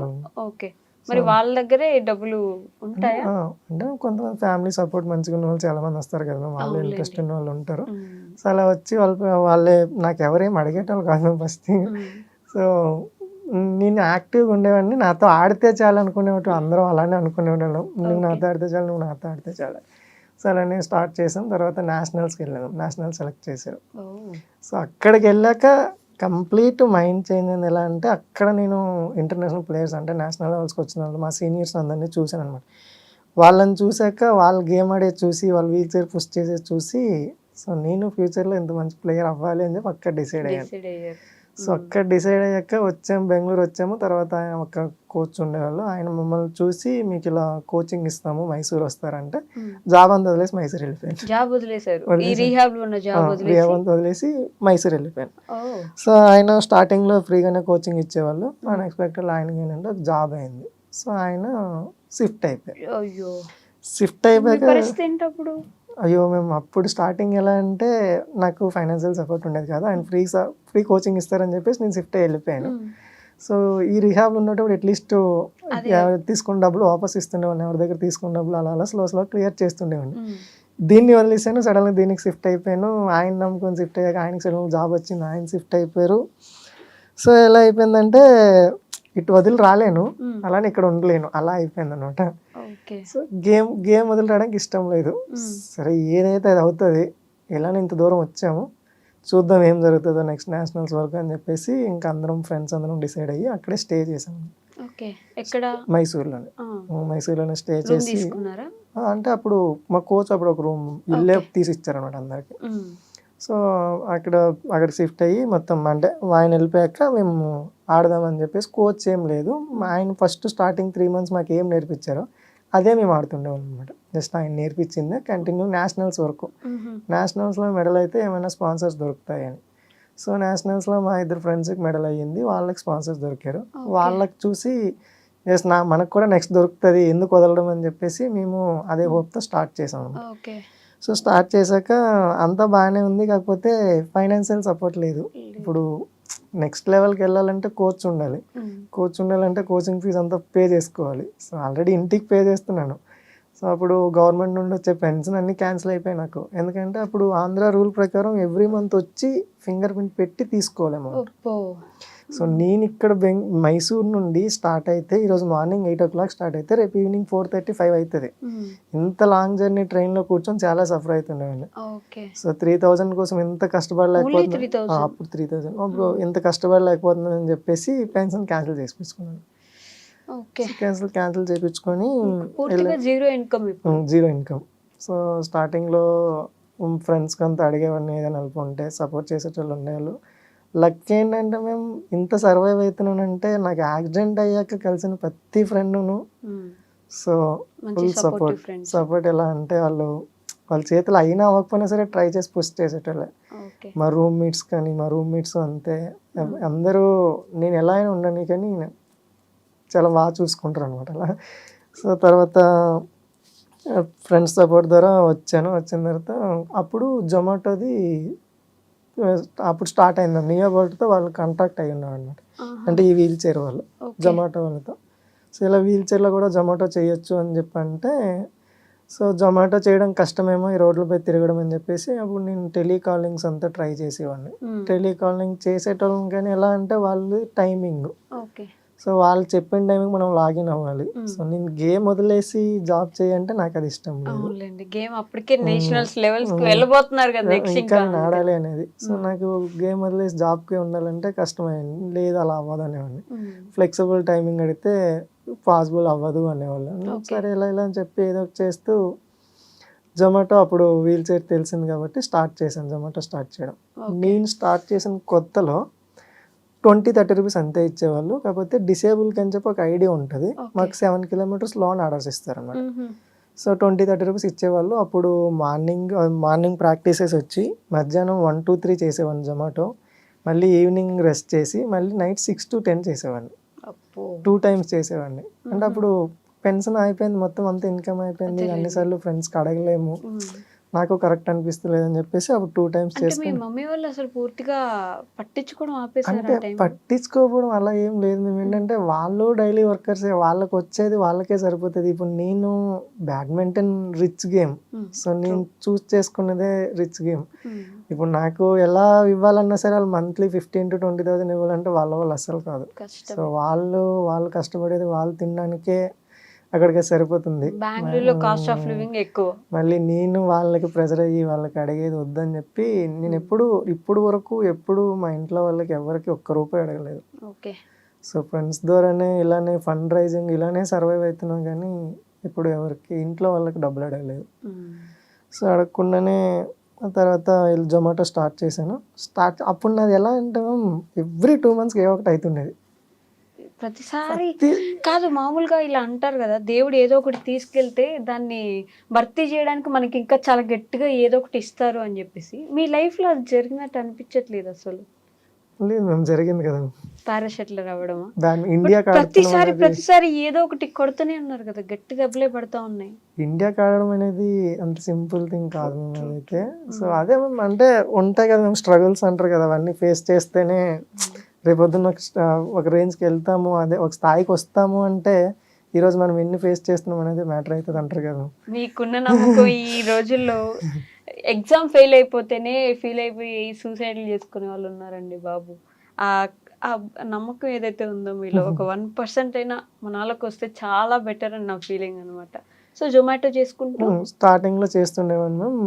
ఒక 2-3 మంత్స్ అయింది ఇలానే జొమాటో చేయడానికి. నైట్ 6 స్టార్ట్ అయ్యి ఇంటి దగ్గర నుండి ఇలా బయటకు వచ్చాను, ఇలా వెళ్ళిపోతున్నాను, ఇన్నోవా కార్ నుంచి గుద్దేశారు. మొత్తం వీల్ చైర్ అంతా డ్యామేజ్ అయ్యి ఇదంతా ఇప్పటికీ ఉంటాయి మార్క్స్. ఇవన్నీ నాకు యాక్సిడెంట్ వల్ల అయినాయి, జొమాటో యాక్సిడెంట్ వల్ల అయినాయి. సో ఇవన్నీ ఇక్కడ అంటే నేను వెళ్ళిపోతున్నాను అనమాట. ఆయన రాంగ్ రూట్లో వచ్చి ఇలా సడన్గా ఇలా టర్న్ చేశారు. టర్న్ చేసేటప్పుడు వీల్ చైర్ కొద్దిగా లో ఉంటుంది కదా, కనిపించలేదని చెప్పేసి ఆయన గుద్దేశారు. గుద్దేసి నేను ఇలా మొత్తం వీల్ చైర్ నుండి బయటపడి. వీల్ చైర్ లోనే జొమాటో చేశారు? వీల్ చైర్ లోనే జొమాటో. బైక్ డిసేబుల్డ్ కి బైక్ అలాగా. సో వీల్ చైర్ లోనే దీనికి ఒక కనెక్టింగ్ డివైస్ ఉంటుంది. సో దాంట్లోనే జొమాటో చేస్తాను, వెళ్తున్నాను అనమాట. ఆయన కార్ ఆయన గుద్దేశారు. సో దాని తర్వాత అదొక 3-4 మంత్స్ పట్టింది. పట్టించుకోలేదా, వెళ్ళిపోయారా? అంటే ఆయన వెళ్ళిపోవడానికి ట్రై చేశారు, కానీ అక్కడ ఉన్న వాళ్ళు ఆయన స్టాప్ చేసి మెడికల్ది ఏమైందో ఆయన పే చేశారు. మెడికల్ది ఏమైందంటే వాళ్ళు పూరే ఉన్నారు, మేము ఇవ్వలేము అలా ఇలా అంటే ఇంకేం చేస్తామని చెప్పి మేము. ఇన్నోవా వాళ్ళు పూరున్నారా? అంటే ఆయన టాక్సీ డ్రైవర్ మేము పాపం అలా. సో నా వీల్ చైర్ అంతా డ్యామేజ్ అయిపోయింది, మొత్తం అంతా రాడ్స్ అంతా బెండ్ అయిపోయి ఫ్రంట్ డివైస్ అంతా ఒక సైడ్ వీల్ ఇరిగిపోయింది. సో తర్వాత మళ్ళీ సెట్ అవుతున్నాను, ఓకే ఏదో నన్ను నేను చేసుకుంటున్నాను, ఎవరి మీద ఆధారపడకుండా అన్నప్పుడు ఏదో ఒకటి జరగడం. దాని తర్వాత మళ్ళీ అది మొత్తం రికవర్ అవ్వడానికి ఒక 3-4 మంత్స్ టైం పట్టింది. ఎందుకంటే నాకు ఇది రోడ్డుకి ఇలా ఇది టచ్ అయింది. సో ఈ సైడ్కి వచ్చేసి కార్ టచ్ అయింది, ఇలా ఇక్కడ ఫేస్కి దీనికి ఇలా గుద్దాను అనమాట. ఆయన వచ్చి ఇక్కడ గుద్దినప్పుడు ఆ ఫోర్స్కి ఇలా గుద్ది మొత్తం ఈ సైడ్ అంతా డ్యామేజ్ అయింది, ఇది డ్యామేజ్ అయింది. సో చెయ్యికి ఇక్కడ డ్యామేజ్ అయింది, ఎక్కువ పెయిన్ అనిపించింది. ఇది అంతా డ్యామేజ్ అయింది, ఏం బాధ అనిపించలేదు. ఇక్కడ డ్యామేజ్ అయింది, నేను ఆడడానికి అవ్వదు కదా మళ్ళీ. ఇప్పుడు నేను మళ్ళీ గేమ్ ఆడడానికి అవ్వదు, అయ్యో ఎలా అని చెప్పేసి కొన్ని రోజులు భయం వేసింది. దాని తర్వాత అలానే ఫిజియో అంతా చేయించుకొని సెట్ అయింది. మళ్ళీ 4 మంత్స్ ఏం చేశారు అంటే? మళ్ళీ మనీ లేదు, సేమ్ ఫ్రెండ్స్కి వాళ్ళకి వీళ్ళకి అంటే ఎవరు ఫ్రీగా ఇవ్వండి అని అడిగేటోని కాదు. సో నాకు ఇవ్వండి, నేను ఏదో ఒకటి చేసి మీకు ఖచ్చితంగా రిటర్న్ చేస్తాను అని అయితే చెప్పేటోండి. సో నాకు ఫ్రీగానే ఇవ్వండి లేదా నాకు సపోర్ట్ చేయాలి అలా అడిగేటోని కాదు. సో అలానే బ్యాడ్మింటన్కి వచ్చినప్పటి నుండి ఎంత దురదృష్టం ఉన్నా సరే లక్ అలానే ఉండేది, ఏదో ఒకటి అవుతుండేది. సో ఇది కాకపోతే ఇంకోటి ఏదో ఒకటి దొరుకుతుండేది. సో ఫస్ట్ ఇండియాకి ఆడే ఛాన్స్ ఎప్పుడు వచ్చింది? 2023 మేము. సో యుగాండా వెళ్ళడానికి ఛాన్స్ దొరికింది. సో కాకపోతే యుగాండా కూడా వెళ్ళలేదు, నా పాస్పోర్ట్ ఎవరో చింపేశారు అనమాట. పేజ్ చింపేశారు ఎవరో. సో నేను ప్రైవేట్కి అంటే ఆర్గనైజేషన్ ఉంటాయి కదా వాళ్ళకి ఇచ్చాను అనమాట. వాళ్ళకి ఇచ్చినప్పుడు నాకు యాక్సిడెంట్ అయ్యాక నా పాస్పోర్ట్ అక్కడే వదిలేసాను అనమాట. 2-3 ఇయర్స్ తర్వాత నేను చాలా కష్టపడి మళ్ళీ పాస్పోర్ట్ వెనక్కి తెప్పించుకున్నాను. నాకు దీని నుండి పెద్ద ఐడియా లేదు. సో ఇలా ఉంటుంది, ఇలా అవుతుంది అని చెప్పేసి. సో సడన్గా వాళ్ళు వచ్చి ఇమిగ్రేషన్కి అయితే మొత్తం అంతా ఫీజు అంతా పే చేసాను, అకామిడేషన్ అంతా పే చేసి ఫ్లైట్ టికెట్స్ అంతా బుక్ చేసుకొని వెళ్ళిపోయామన్నమాట. ఇవన్నీ మీరు పే చేశారు? మేమే పే చేసుకోవాలి. ఓకే. సో వెళ్ళిపోయామన్నమాట, ఎయిర్పోర్ట్కి వెళ్ళిపోయాము. మా ఫ్రెండ్స్ అందరూ వెళ్ళిపోతున్నారు, నన్ను ఒక్కరిని స్టాప్ చేశారు. ఎందుకు స్టాప్ చేశారు నాకు తెలియదు. సో తర్వాత నన్ను వెనక్కి పిలిచారు. వెనక్కి పిలిచాక అన్నీ అడిగారు డీటెయిల్స్. సో అన్నీ అడిగితే అన్నీ చెప్పాను. సో ఇలా నీ పాస్పోర్ట్లో ఒక పేజ్ లేదు, పేజ్ లేదు, ఎవరు ఏం చేశారంటే సీరియస్లీ నాకు తెలియదు సార్ అది ఎవరు ఏం చేశారు. నేను ఇలా నాకు ఇలా యాక్సిడెంట్ అయింది, అప్పుడు ఇలా అవుట్ సైడ్ ఉండేది నా పాస్పోర్ట్, రీసెంట్గా నేను తీసుకున్నాను మళ్ళీ పాస్పోర్ట్ వెనక్కి. సో అని చెప్పేసి అంటే ఆయన ఏం చేశారు, వాళ్ళు ఏం చేశారంటే ఇలా పేజ్ మిస్ అయిందని చెప్పేసి ఒక లెటర్ రాసి నా పాస్పోర్ట్ చీజ్ చేసి సో నన్ను పైన కిందకి పంపించేసి నా లగేజ్ మొత్తం అవుట్ సైడ్ పెట్టేశారు, వెనక్కి పంపించేశారు మొత్తం. ఓకే. సో నాకు ఫస్ట్ టైం దొరికిన అవకాశం ఆ టోర్నమెంట్కి వెళ్ళడానికి. చాలా కష్టంగా స్పాన్సర్స్ దొరికారు, చాలా ఇంట్రెస్టింగ్గా ఉండేది. వెళ్తున్నాను, ఇండియాకి రిప్రజెంట్ చేయడానికి వెళ్తున్నాను, నేను రెడీ అవుతున్నాను అనే ఫీల్లో కరెక్ట్గా అది మొత్తం మళ్ళీ రిటర్న్ అయిపోయింది. మళ్ళీ ఎక్కడి నుండి స్టార్ట్ చేశానో మళ్ళీ అక్కడికే వచ్చానా అనే ఫీల్ వచ్చేసింది. అంటే స్టార్టింగ్ 0 నుండి స్టార్ట్ అయ్యాను, మళ్ళీ అక్కడికే వచ్చాను. పాస్పోర్ట్ చింపడం ఏంటి, ఇప్పుడు వరకు చాలామంది నాకు నమ్మి డబ్బులు ఇచ్చారు, వాళ్ళందరికీ ఏం ఆన్సర్ చెప్తాను నేను? ఇలా నా పాస్పోర్ట్ చింపేశారు వెళ్ళలేకపోయాను అని చెప్పలేను కదా. ఎవరికైనా వచ్చే డౌట్ నువ్వు చూసుకోవాలి కదా అని. కానీ నాకు ఇలా చింపుతారు, అది ఇలా ప్రాబ్లం అవుతుందో నాకు తెలియాలి కదా. సో నాకది తెలియలేదు. ఎలా పూర్ణ గారు అసలు ఎన్నిసార్లు ఎలా నిలబడుతున్నారు అసలు ప్రతిసారి? ఏమో తెలియదు. కాకపోతే దాని నుండి ఇది కరోనా అంటే ఫస్ట్ టైం పాజిటివ్ వచ్చింది అన్నప్పుడు దానికన్నా సో గేమ్కి వెళ్ళలేకపోయినప్పుడు బెంగళూరు నుండి మైసూర్కి వచ్చేంత వరకు ట్రైన్లో ఎంత ఏడ్చుంటానో నాకే తెలియదు, అంత ఫీల్ అయ్యాను. ఇదేంటి ఇంత కష్టపడి ఇక్కడి వరకు వచ్చి మళ్ళీ సడన్గా ఇలా అవ్వడం ఏంటి, ఏం జరుగుతుంది లైఫ్లో, ఇలానే అనుకొని అలానే మళ్ళీ వాపస్ వచ్చాను. మళ్ళీ లేచి నిలబడాలి అని చెప్పి మళ్ళీ వాళ్ళు ఇచ్చిన రిసిప్ట్స్ అన్నీ పట్టుకొని ఒక లెటర్ రాసి విశాఖపట్నం వెళ్ళి విశాఖపట్నం పాస్పోర్ట్ ఆఫీస్కి వెళ్ళి ఒక 3-4 టైమ్స్ మా విలేజ్ నుండి విశాఖపట్నం డైలీ వెళ్ళడం, మళ్ళీ మార్నింగ్ ట్రైన్కి వెళ్ళడం, ఈవినింగ్ ట్రైన్కి వాపస్ ఇంటికి వెళ్ళడం, ఒక 3-4 టైమ్స్ తిరిగి వాళ్ళకి లెటర్స్ అంతా ఇచ్చి ఫైన్ కట్టించుకొని మళ్ళీ కొత్త పాస్పోర్ట్కి అప్లై చేసి మళ్ళీ పాస్పోర్ట్ వచ్చింది. పాస్పోర్ట్ వచ్చిన తర్వాత ఏంటంటే మా విలేజ్ అడ్రస్కి వెళ్తుందేమో. సో పాస్పోర్ట్ వచ్చింది, అది నార్మల్గా నాకు ఫోటో పెట్టమని అనమాట. ఫోటో పెట్టమంటే మా అమ్మ వాళ్ళు ఏం చేశారు, అక్కడ ఎవరో వర్క్ చేస్తుంటే వాళ్ళకి ఇచ్చారు. ఆయన ఏమి ఆ మట్టి చేస్తే ఇలా మొత్తం పేపర్ని అంతా పెట్టేశారు. అది అయ్యో ఇన్ని రోజులు కష్టపడి తిరిగి మళ్ళీ ఇది పాడైపోయిందంటే ఆ పాస్పోర్ట్ మళ్ళీ డ్యామేజ్ పాస్పోర్ట్ అంటే పెట్టేస్తారేమని భయం. మళ్ళీ దాన్ని ఫొటోస్ అంతా తీసి గూగుల్లో ఎదికి మళ్ళీ అది కూడా క్లారిటీ లేకపోతే మళ్ళీ మైసూర్ వచ్చి మైసూర్లో పాస్పోర్ట్ ఆఫీస్కి వెళ్ళి సో అక్కడ వాళ్ళకి చూపించి మళ్ళీ దాంతో లైట్గా ఏదైనా చేయాలేమో అని చెప్పి వాళ్ళని అడిగి ఏం అవసరం లేదని చెప్పి వాళ్ళు చెప్పాక సో దాని తర్వాత 2024 ఇండోనేషియా టోర్నమెంట్, 2023-24 అనుకుంటాము, ఇండోనేషియా టోర్నమెంట్కి బయలుదేరాను అనమాట. డబ్బులంతా కట్టాను, ఫ్లైట్ టికెట్స్ అంతా, కానీ ఇమిగ్రేషన్కి వెళ్తున్నాను కానీ మొత్తం డబ్ పంపిస్తారా, అది పాస్పోర్ట్ కొత్తది వచ్చింది ఓకే, ఆ డ్యామేజ్ అది ఆ మార్క్ చూసి పంపిస్తారా మళ్ళీ ఏమవుతుందో అని చెప్పేసి మాతో పాటు వచ్చిన వాళ్ళందరూ ఏం చేశారంటే నా వెనక్కి వచ్చేసారు అనమాట. ఫస్ట్ నేను వెళ్ళని అని చెప్పేసి మళ్ళీ లాస్ట్ టైం తర్వాత అవుతుందేమని. సో వాళ్ళందరూ వెనక్కి వచ్చేసారు, లాన్కి వెళ్ళాను. అప్పుడు లక్కీలు ఏంటంటే వాళ్ళు ఇమిగ్రేషన్ వేసిన వాళ్ళు కరెక్ట్గా ఆ మార్క్ పైన ఇలా స్టాంప్ వేస్తారు. అమ్మయ్య అనుకున్నాను, లాన్కి వెళ్ళాక అమ్మయ్య ఈసారి అని చెప్పేసి ఇండోనేషియాకి వెళ్ళాను. సో ఫస్ట్ క్లాసిఫికేషన్ లెవెల్ ఉంటుంది, ఫస్ట్ మేము క్లాసిఫై అవ్వాలి. అంటే ఇలా కొంతమంది కాల్ కట్ అయిన వాళ్ళు WH1, WH2 2 కేటగిరీలు ఉంటాయి వీల్ చైర్లో. సో ఆ కేటగిరీస్ కోసం అంటే క్లాసిఫికేషన్కి వెళ్ళాను. సో ఫస్ట్ టోర్నమెంట్కి దానికి వెళ్ళాను, అది క్లాసిఫికేషన్ కూడా కంప్లీట్ అవ్వలేదు. సో ఆయన ఏంటంటే నాకు WH1 ఇవ్వాలా 2 ఇవ్వాలన్నది కన్ఫ్యూజన్. సో వాళ్ళకి అంటే కంప్లీట్ 0 ట్రంక్ బ్యాలెన్స్ ఉండాలి.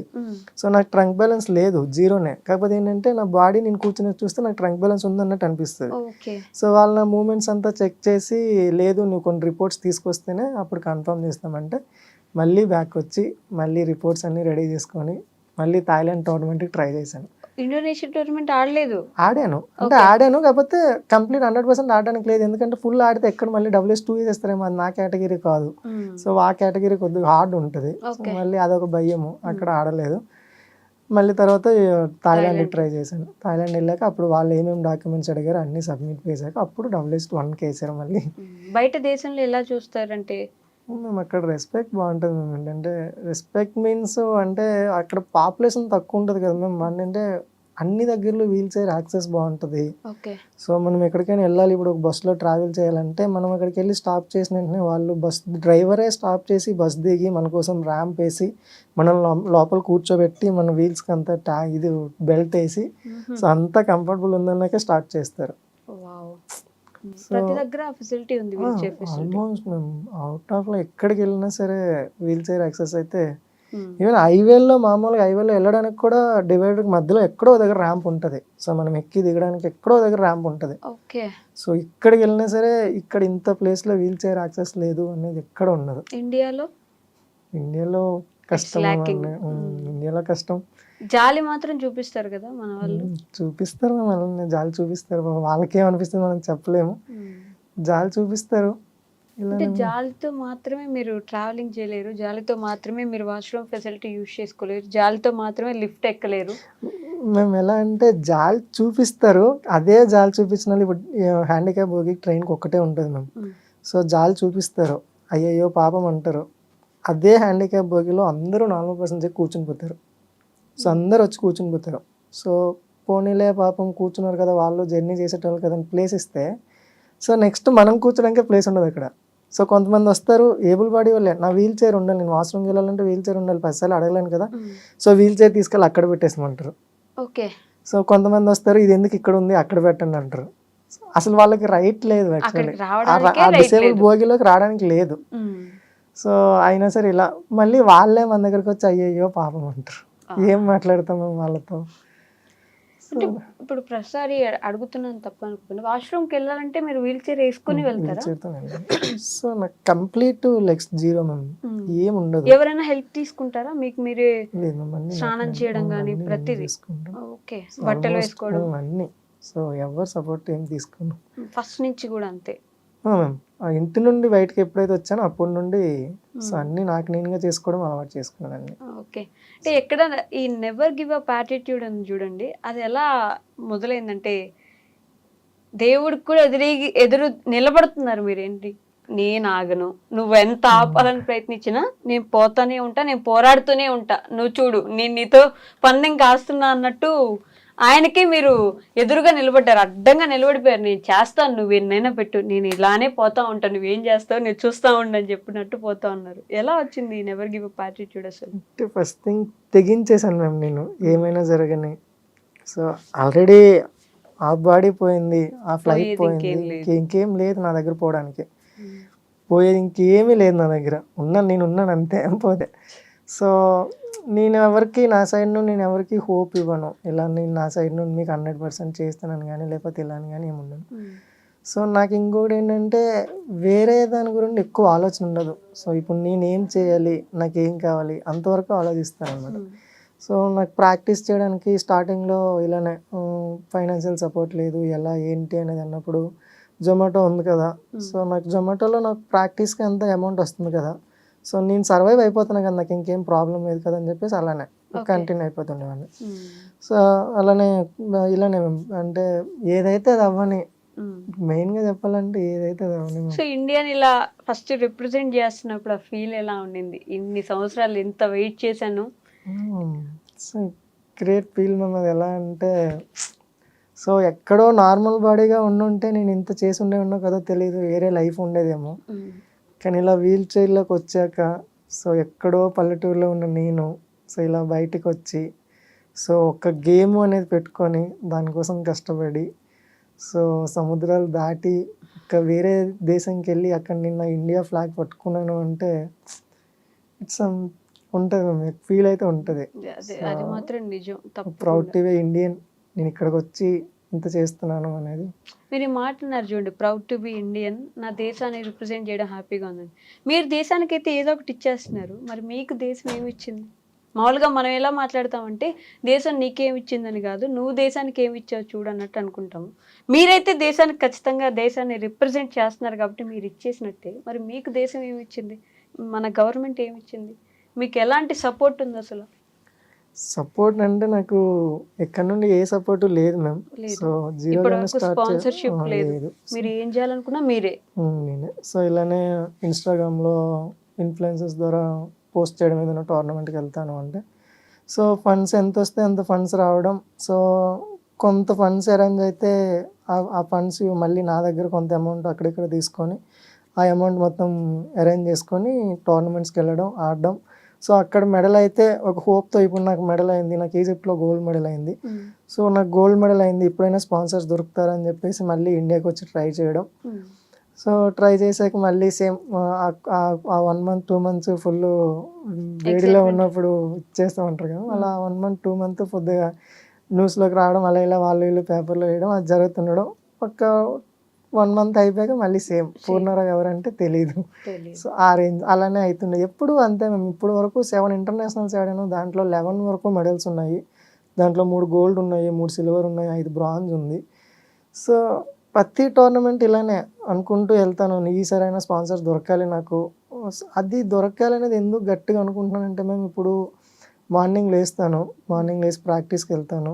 వస్తాను, మధ్యాహ్నం రెస్ట్ చేస్తాను. మళ్ళీ ఈవినింగ్ జిమ్‌కి వెళ్తాను. వచ్చి జొమాటోకి వెళ్తాను. జొమాటోకి వెళ్ళి నేను నైటు మళ్ళీ వాపస్ వచ్చేది 10:30, 11 అయిపోతది. హ్మ్.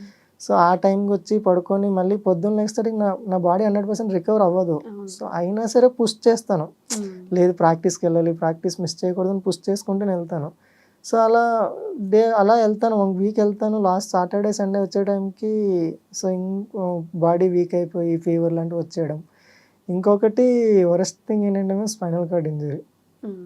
స్పైనల్ కార్డ్ ఇంజ్యూరీ అంటేనే వరస్ట్. ఎలా అంటే సో ఒక సైడ్ మన బాడీని మనం కాపాడుకోవాలి. యూరిన్ ఇది చూసుకోవాలి. టైమ్ టు టైమ్ వాటర్ తాగాలి. ఫుడ్ కరెక్ట్‌గా తీసుకోవాలి. ఒకేసారి స్పీడ్‌గా తినకూడదు. సో అంటే ఎలా అంటే మేము సెకండరీ కాంప్లికేషన్స్ ఎక్కువ లాంగ్ టైమ్ కూర్చోలేము. లాంగ్ టైమ్ కూర్చుంటే సెన్సేషన్ ఉండదు కింద. హుహు. బెడ్ సోర్స్ లాంటివి అయిపోతాయి. తర్వాత ఇలానే మేము కొంతమంది వెయిట్ గెయిన్ అయిపోతారు. కొంతమంది వాళ్ళ చేతులతో వాళ్ళు నిల్చోలేరు. స్పైనల్ కార్డ్ ఇంజ్యూరీ నేను ఒక్కడినే కాదు మ్యామ్. అంతేలేండి. ఆల్ ఓవర్ ఎవరైనా సరే స్పైనల్ కార్డ్ ఇంజ్యూరీ అయ్యారంటే వాళ్ళ దగ్గరికి వెళ్ళి అడిగితేనే తెలుస్తుంది మ్యామ్ ఆ పెయిన్. సో కొంతమంది అన్నీ ఉన్నా సరే ఇంటి నుండి బయటకు రావడానికి ఆలోచిస్తారు. బయట వాళ్ళు ఇలా అంటారు, అలా అంటారని. సో కొంతమందికి ఏమీ లేకపోయినా సరే బయటికి రావాలనుకున్న వాళ్ళు ఉంటారు. సో ఇలానే మేము స్పైనల్ కార్డ్ ఇండియాని రిప్రజెంట్ చేస్తూ కూడా ఇప్పటికీ మీరు జొమాటో చేసుకుంటూనే మీ లైఫ్ మీరు లీడ్ లీడ్ చేస్తున్నారు. చేస్తున్నాను. చిన్నగా మన వాళ్ళేంటంటే క్రికెటర్స్ అనుకోండి పోనీ. ఏదైనా చిన్న రాంజీలో ఆడేసినా కూడా లైఫ్ టైమ్ వాళ్ళు సెటిల్ అయిపోయేలాగా వాళ్ళకి అగ్రీమెంట్స్ ఉంటాయి. స్పాన్సర్‌షిప్ ఉంటది. మనీ వచ్చేస్తది. బ్యాట్‌తో సహా తినే ఫుడ్ దగ్గర నుంచి ప్రతీదీ స్పాన్సర్ చేస్తా ఉంటారు వాళ్ళకి. Publicity ma'am. యెస్. ఇప్పుడు క్రికెట్‌కున్న క్రేజ్ వేరే గేమ్స్‌కి లేదు కదా మ్యామ్. ఇప్పుడు నా బ్యాడ్మింటన్ అనే కాదు, ఫుట్‌బాల్ తీసుకొచ్చి ఇండియాలో ఆడినా సరే అంత క్రేజ్ ఉండదేమో. సో క్రికెట్‌కున్న క్రేజ్ అలా ఉంది అంతే. ఓకే. సో ఇప్పుడు పారా గేమ్స్ ఎవరు చూస్తారు మ్యామ్? పారా గేమ్స్ ఒలింపిక్స్‌లో మెడల్స్ అయ్యాయి అంటే స్టేటస్ పెడతాం తప్ప, సో అక్కడికి వెళ్ళడానికి పారా గేమ్స్ ఎలా ఉంటాయి అనేది చాలా మందికి తెలీదు. తెలీదు. ఆ రోజు గెలిచారు మనాళ్ళు. గెలిచారు. ఇండియన్స్ గెలిచారని చెప్పేసి ప్రతి ఒక్కరు స్టోరీ పెట్టుకుంటారు. ఆ పక్క రోజు మళ్ళీ ఆయన జీవితం ఏంటనేది ఎవరికీ అవసరం అంటే కూడా లేదు. ఏదైనా మేము పబ్లిసిటీ ప్రెజెంట్ నడుస్తున్నది పబ్లిసిటీ కదా మ్యామ్. పబ్లిసిటీ పైన డిపెండ్ అయి ఉంటది. సో ఇప్పుడు నేను ఒకటి చేస్తున్నానంటే దానివల్ల అవతల వాళ్ళకి ఏం హెల్ప్ అవుతుంది అనేది మ్యాటర్ అవుతుంది కదా మ్యామ్. ఎప్పుడు ఒకే సైడ్ ఆలోచించి ఎవరు ఇది ఇవ్వరు కదా. సో అలా but you are representing India కదా! అప్పుడు ఇండియన్ గవర్నమెంట్ అయినా మిమ్మల్ని పట్టించుకోవాలి కదా అనేది నా క్వెషన్. గవర్నమెంట్ ఎలా అంటే మ్యామ్ ఏంటంటే అప్లై చేస్తున్నాను, ఇలా నాకు స్పాన్సర్ కావాలి, ఇలా నాకు ఏషియన్ గేమ్స్ దగ్గర ఉన్నాయని చెప్పేసి డాక్యుమెంట్స్ ఇవ్వడం అన్నీ జరుగుతాయి మ్యామ్. కాకపోతే లేట్ ప్రాసెస్ గవర్నమెంట్‌ది తెలిసిందే కదా. బట్ మీ గోల్ ఏంటి? ఒలింపిక్స్ ఆడాలి మ్యామ్. అది ఎంత కష్టమైనా పర్లేదు, ఎన్ని కష్టాలైనా రాని ఫేస్ చేస్తాను. కష్టాలంటే ఎలా తెలుసా మ్యామ్? నాకు రీసెంట్‌గా సర్జరీ అయింది. సో మళ్ళీ సర్జరీ అయింది. 2025లో అయింది. ఓకే. సో ఎలా అంటే నాకు 24/7 యూరిన్ క్యాథెటర్ ఉంటుంది మ్యామ్. సో నాకు బ్లాడర్ వీక్ ఉండడం వల్ల క్యాథెటర్ ఉంటుంది. సో నేను గేమ్ ఆడడం వల్ల కొద్దిగా డ్యామేజ్ అయింది. సో దాన్ని అలానే వదిలేస్తే సెకండరీ కాంప్లిమెంట్స్ ఎక్కువైతాయి అన్నారని చెప్పేసి డాక్టర్‌ని మీట్ అయితే డాక్టర్ ఏమన్నారంటే ఇలా సర్జరీ చేయాలి అన్నారు. సో సర్జరీ చేయడానికి ఎంత అవుతుంది సార్ అంటే ట్రై చేస్తాము 2,50,000 అని చెప్పి అంటే తర్వాత కొన్ని నెలలు ఆలోచించి ఇంకా వేరే ఆప్షన్ లేక సర్జరీకి రెడీ అయిపోయాను. ఓకే. సర్జరీకి రెడీ అయిపోయాక సర్జరీ ఎలా అంటే నాకు కింద నుండి కంప్లీట్ బ్లాడర్ క్లోజ్ చేసేస్తారు. క్లోజ్ చేసేసి స్టమక్ బ్లాడర్కి నా అపెండిక్ కట్ చేసి బ్లాడర్ టు స్టమక్కి కనెక్ట్ చేసి ఉంటారు. ఓకే. సో స్టమక్ కనెక్ట్ చేసి ఉంటారు. స్టార్ట్ అయ్యి బాగానే ఉంది. సర్జరీ అయిపోయింది. ఒక 15 days తర్వాత వాపస్ ఇంటికి వచ్చాను. ఇంటికి వచ్చాక సో ఒక 10 days ఏమో ఇంటి దగ్గర ఉన్నాను. స్టిచెస్ రిమూవ్కి రమ్మన్నారని చెప్పి మళ్ళీ వాపస్ బెంగళూరు వచ్చి స్టిచెస్ రిమూవ్ చేయించుకున్నాను. స్టిచెస్ రిమూవ్ చేసినప్పుడు బాగానే ఉంది. ఇంటికి వెళ్ళేటప్పుడు కింద స్టిచెస్ ఓపెన్ అయిపోయి 3 స్టిచ్ ఓపెన్ అయిపోయి. మీకు తెలియట్లేదు? తెలియదు నాకు, ఇక్కడ నుండి ఏం తెలియదు కాబట్టి అది నాకేం పెయిన్ తెలియలేదు, ఏమీ తెలియదు. ఇంటికి వెళ్ళి బెడ్కి షిఫ్ట్ అయ్యాక తెలిసింది ఇలా ఓపెన్ అయిపోయింది అని. అయ్యో, అది మళ్ళీ ఆ చిన్నది ఇంత హోల్ మేము అది తగ్గడానికి 2 months పైన పట్టింది. డైలీ మార్నింగ్ లేచి అప్పుడు 2 యూరిన్ బ్యాగ్స్ ఉండేవి. ఇక్కడ ఒకటి అంటే వేస్ట్ అని చెప్పేసి ఇక్కడ ఒకటి వేసారు, ఇక్కడ ఒకటి ఉండేవి, 2 ఉండేవి. ఈ 2 బ్యాగులు క్యారీ చేసుకొని డైలీ హాస్పిటల్కి వెళ్ళి డ్రెస్సింగ్ చేయించుకొని మళ్ళీ వాపస్ వచ్చి మళ్ళీ నెక్స్ట్ రోజు నేనే డ్రెస్సింగ్ చేసుకొని ఇలా మిర్రర్ పెట్టుకొని డ్రెస్సింగ్ చేసుకొని. సో అప్పుడు కూడా అమ్మ వాళ్ళని పిలవలేదు నేను. అంటే అమ్మ వాళ్ళు పిలవలేదు అనడానికి మెయిన్ రీజన్ ఏంటంటే అమ్మ వాళ్ళకి తెలియదు. సో వాళ్ళకి ఎలా రావాలో తెలియదు. ఇప్పుడు నేను వాళ్ళని పిలిచినా సరే మళ్ళీ నేను ట్రైన్ బుక్ చేసి అక్కడి నుండి నేను మా ఫ్రెండ్స్ని ఏమన్నా పంపించి వాళ్ళని ట్రైన్ ఎక్కించమని వాళ్ళు ఇక్కడ వరకు వచ్చేంత వరకు టెన్షన్, వస్తారా అక్కడ దిగిపోతారా అని. సో అవన్నీ ఇప్పుడున్న ఈ స్ట్రెస్లో నేను మళ్ళీ అవన్నీ చేసుకునేది వద్దు, ఒకసారి ఇంటికి వెళ్ళి చూపిస్తాను ఇలా నాకు సర్జరీ అయింది అని చెప్దామని నేను ఎవరికి ఏం చెప్పలేదు. అక్క వాళ్ళకి ఎవరికి చెప్పలేదు. ఓకే. సో ఇలా నాకు సర్జరీ అవుతుందని. ఏ నమ్మకంతో చేసుకున్నావు సర్జరీ అని చెప్పి చాలామంది అడిగారు. ఎవరూ లేకుండా ఏ నమ్మకంతో అని. హాస్పిటల్లో వాళ్ళే చేసేవాళ్ళు మ్యామ్. అంటే ఉంటారు కదా మ్యామ్, ఇలా వాళ్ళే అన్ని చేంజ్ చేయడం. 10 days ఉన్నాము.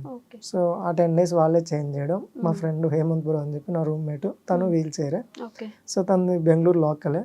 సో తను డైలీ నా దగ్గర ఉండేవాడు అనమాట. నైట్ నా దగ్గర ఉండి తన ఇంటి దగ్గరికి వెళ్ళి ఫుడ్ అంతా తీసుకొచ్చేవాడు తను. సో చెప్పాను కదా మ్యామ్, నాకు యాక్సిడెంట్ అయ్యాక నాకు కలిసిన ప్రతి ఫ్రెండ్ చాలా లైఫ్ టైం తోడుండిపోయేటోళ్ళే. సో నా రూమ్మేట్స్ అవని ఎవరైనా ఉన్నాయి. సో డ్రెస్సింగ్ మీరే చేసుకుని నేను మిర్రర్లో చూసుకొని యూరిన్ బ్యాగ్స్ అంతా క్యారీ చేసుకొని 2 బ్యాగులు. ఇంకో బ్యాగు కిందనున్న బ్యాగు యాక్చువల్లీ 1 monthకి తీసేయాలి. ఈ స్టిచెస్ ఓపెన్ అయిపోవడం వల్ల అది 2 months టైం పట్టింది కిందనున్న బ్యాగ్ తీయడానికి. సో ఆ బ్యాగ్ తీసేటప్పటికి ఇక్కడ ఆల్రెడీ పైప్ పెట్టి ఆ హోల్ అలానే ఉండిపోయింది అనమాట ఓపెన్. సో మళ్ళీ ఈ హోల్ క్లోజ్ అవ్వడానికి కొంత టైం పట్టింది. సో ఇది కొద్దిగా తొందరగానే క్లోజ్ అయింది, ఇది కొద్దిగా ఎక్కువ అయింది. తర్వాత డాక్టర్ చెప్పిన 2 months, నేను 4 months రెస్ట్ తీసుకున్నాను. 5th month పోనీలే అని చెప్పి రెస్ట్ తీసుకున్నాను. 6th month నార్మల్ ప్రాక్టీస్ చేయడానికి స్టార్ట్ అయ్యి వెళ్ళాను. జస్ట్ స్ట్రోక్స్ ఆడదామని జస్ట్ ఇలా వంగాను అంతే. ఆ బెల్ట్ ఇక్కడ స్ట్రచ్ అయిపోయి మొత్తం బ్లడ్. సో పైప్ నుండి బ్లడ్ వచ్చేస్తున్నది. అయ్యో రాంగ్ టైంలో స్టార్ట్ చేశానా అని మళ్ళీ ఫీల్ అయ్యాను. మళ్ళీ ఇంటికి వచ్చి డ్రెస్సింగ్ అంతా చేసుకొని కొన్ని రోజులు మళ్ళీ రెస్ట్ చేసి. సో అంటే ఎలా అయిపోయిందంటే అది ఇప్పుడు నాకు బెల్ట్ అనేది కంపల్సరీ. సో నేను ఆ బెల్ట్ తీస్తే ఆడలేను. సో ఇప్పుడు ఆ బెల్ట్ వేసుకుంటే దీనికి ప్రాబ్లం అవుతుంది. సో అప్పుడు డౌట్ వచ్చింది, ఇంకా నేను ఆడడానికి అవ్వదేమో, రాంగ్ టైంలో సర్జరీ చేసుకున్నానేమో, సో చేసుకోకుండా ఉండాల్సింది అనే ఫీల్ వచ్చేసింది. అదొక భయం స్టార్ట్ అయిపోయింది. సో స్టార్ట్ అయిపోయింది మళ్ళీ ఏం చేయాలి అని ఇలానే అనుకునేటప్పుడు ఇలానే అలానే మళ్ళీ ఏదో ఒకటి కొన్ని రోజులు టైం తీసుకొని ఇంకొకసారి ట్రై చేద్దాం చూద్దాం ఏం జరుగుతుంది అని చెప్పేసి అప్పుడు ఈ బెల్ట్ లేకుండా ఆడాలనేది ఏదైనా వేరే ఆప్షన్ ఏమైనా ఉందని చెప్పేసి మళ్ళీ ఇక్కడ ఒక బెల్ట్ కట్టుకొని ఇక్కడ బెల్ట్ తీసేసి ఆడడం స్టార్ట్ చేశాను. స్టార్ట్ చేశాక ఇలానే మళ్ళీ ఆ బెల్ట్ ఎక్కడో ఏదో ఒకటి ఇలా బెండ్ అయ్యేటప్పుడు ఇక్కడ పైప్ ఉంటుంది కదా, ఇలా పైప్ ఇలా మేలకి టచ్ అయినప్పుడు ఇక్కడ బ్లడ్ లాగా లేకపోతే ఏదో ఒకటి ఫస్ట్ తను బయటకు వస్తుండేది ఫస్ట్ లాగా.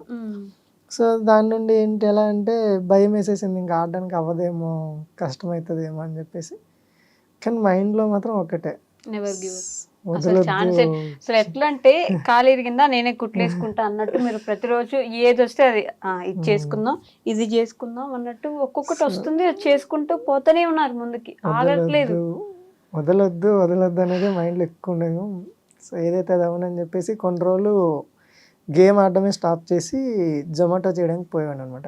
సో ఆల్రెడీ డబ్బులు ఎక్కువ ఖర్చు అయిపోయి, సో మెయింటెనెన్స్ కూడా కష్టమైపోతుంది అని చెప్పేసి మళ్ళీ అప్పుడు కంటిన్యూస్గా 3 months ఏమో, 3 months కాదు 2 months కంటిన్యూస్గా మార్నింగ్ ఈవినింగ్ జొమాటో చేసుకునేవాడిని అనమాట. అప్పుడు జొమాటో మార్నింగ్ ఈవినింగ్ చేసేవాడిని. సో నాకు సర్జరీ అంతా అయ్యాక ఫస్ట్ స్టార్టింగ్లో 20 రూపీస్ ఇచ్చేవాళ్ళు. ఇప్పుడు ఏంటంటే వీల్ చైర్ యూజర్ ఎవరున్నా సరే ఒక ఆర్డర్కి 80 రూపీస్ ఇస్తాను అనమాట. ఓకే. సో అది ఎంత డిస్టెన్స్ అయినా కానీ 80 రూపీస్ ఆర్డర్ ఫిక్స్. 80 రూపీస్ ఇస్తారు. సో అమౌంట్ బాగానే వస్తుండేది. సో మధ్యాహ్నం ఒక 3 అవర్స్, ఈవినింగ్ ఒక 3 అవర్స్ వెళ్ళి సో కొంత అమౌంట్, సో ఎవరికొవరికి ఒక 50,000 అయినా క్లియర్ చేద్దాం, అంత అమౌంట్ అయినా ఎలానో గేమ్కి వెళ్ళట్లేదు కదా, ఆ అమౌంట్ అయినా చేసుకుందాం అని చెప్పేసి ఇంకా జొమాటో కంటిన్యూస్గా ఒక 2 months జొమాటో చేసి ప్రాపర్గా ఫుడ్ తింటూ అలానే ఇది హీల్ అవ్వని ఫుల్ టైం ఇద్దామని చెప్పేసి. సో పూర్తిగా ఆపేయడం కన్నా కొన్ని రోజులు రెస్ట్ ఇవ్వడం బెస్ట్ కదా అనే ఫీల్ వచ్చి సో అలానే కొన్ని రోజులు స్టాప్ చేసి జొమాటో చేసి అలానే ఆ డబ్బులు కొద్దిగా అక్కడిక్కడ ఇవ్వడం అలా చేసుకొని సో కంటిన్యూ చేశాను. తర్వాత బ్రతకడం అంటే వామ్మో ఇంత కష్టమా? రోజు తీసుకునే తిండి దగ్గర నుంచి పీల్చుకునే గాలి వరకు, పడుకునే బెడ్ వరకు ప్రతిదీ పోరాడి తెచ్చుకుంటున్నారు మీరు. ఒక్కటి కూడా అట్లా ఉన్నదే లేదు మీకు. పడుకోవాలంటే కష్టం, తినాలంటే కష్టం, ఎక్కువ తినకూడదు, తక్కువ తినకూడదు, దాన్ని ప్రాపర్గా తినాలి, ఎలా వెళ్ళాలి. అమ్మో, లైఫ్ని ఎలా బ్రతికారండి బాబు! ఇన్ని సంవత్సరాలు లీడ్ చేస్తున్నారంటే ఇంకా ఆగకుండా హ్యాట్స్ ఆఫ్. అసలు ఆల్మోస్ట్ 7.5 years పైన అయింది నాకు యాక్సిడెంట్ అయ్యి. 2017 అయింది. సో 8 to 9 ఆ రేంజ్లో ఉంది. అప్పటి నుండి సేమ్ ఇదే లైఫ్, ఎక్కడ ఏమీ చేంజ్ అవ్వలేదు, చేంజ్ అవ్వకుండా పోదు అనేది నా హోప్. ఎక్కడో ఒక దగ్గర ఎవరో ఒక్కరికి కనెక్ట్ అయినా చాలు, నాకు కంప్లీట్ స్పాన్సర్స్ దొరకొచ్చేమో. సో ఇంకొకటి నాకు పోయింది అనే దాని మీద ఎక్కువ పెద్ద ఇప్పుడు ఇంతవరకు ఇన్ని అనుభవించాను అనేది ఎప్పుడు పెద్ద ఫీల్ ఉండదు మ్యామ్. అయిపోయింది, అది ఆల్రెడీ అయిపోయింది, మర్చిపోయాం దాన్ని. సో నెక్స్ట్ ఉండేది ఏంటంటే నేనేం చేయాలి, సో ఒలింపిక్స్ ఆడాలంటే ఏం చేయాలి, సో స్పాన్సర్స్ ఎలా చేయాలి. సో ఒక రకంగా చెప్పాలంటే మేము వీల్ చైర్కి వచ్చాక కష్టపడలేదని ఏం లేదు మ్యామ్, కానీ కష్టపడినా సరే నాకు ఒక రెస్పెక్ట్ దొరుకుతుంది కదా మ్యామ్. ఈరోజు ఇక్కడ వరకు వచ్చానంటే because of game. Okay.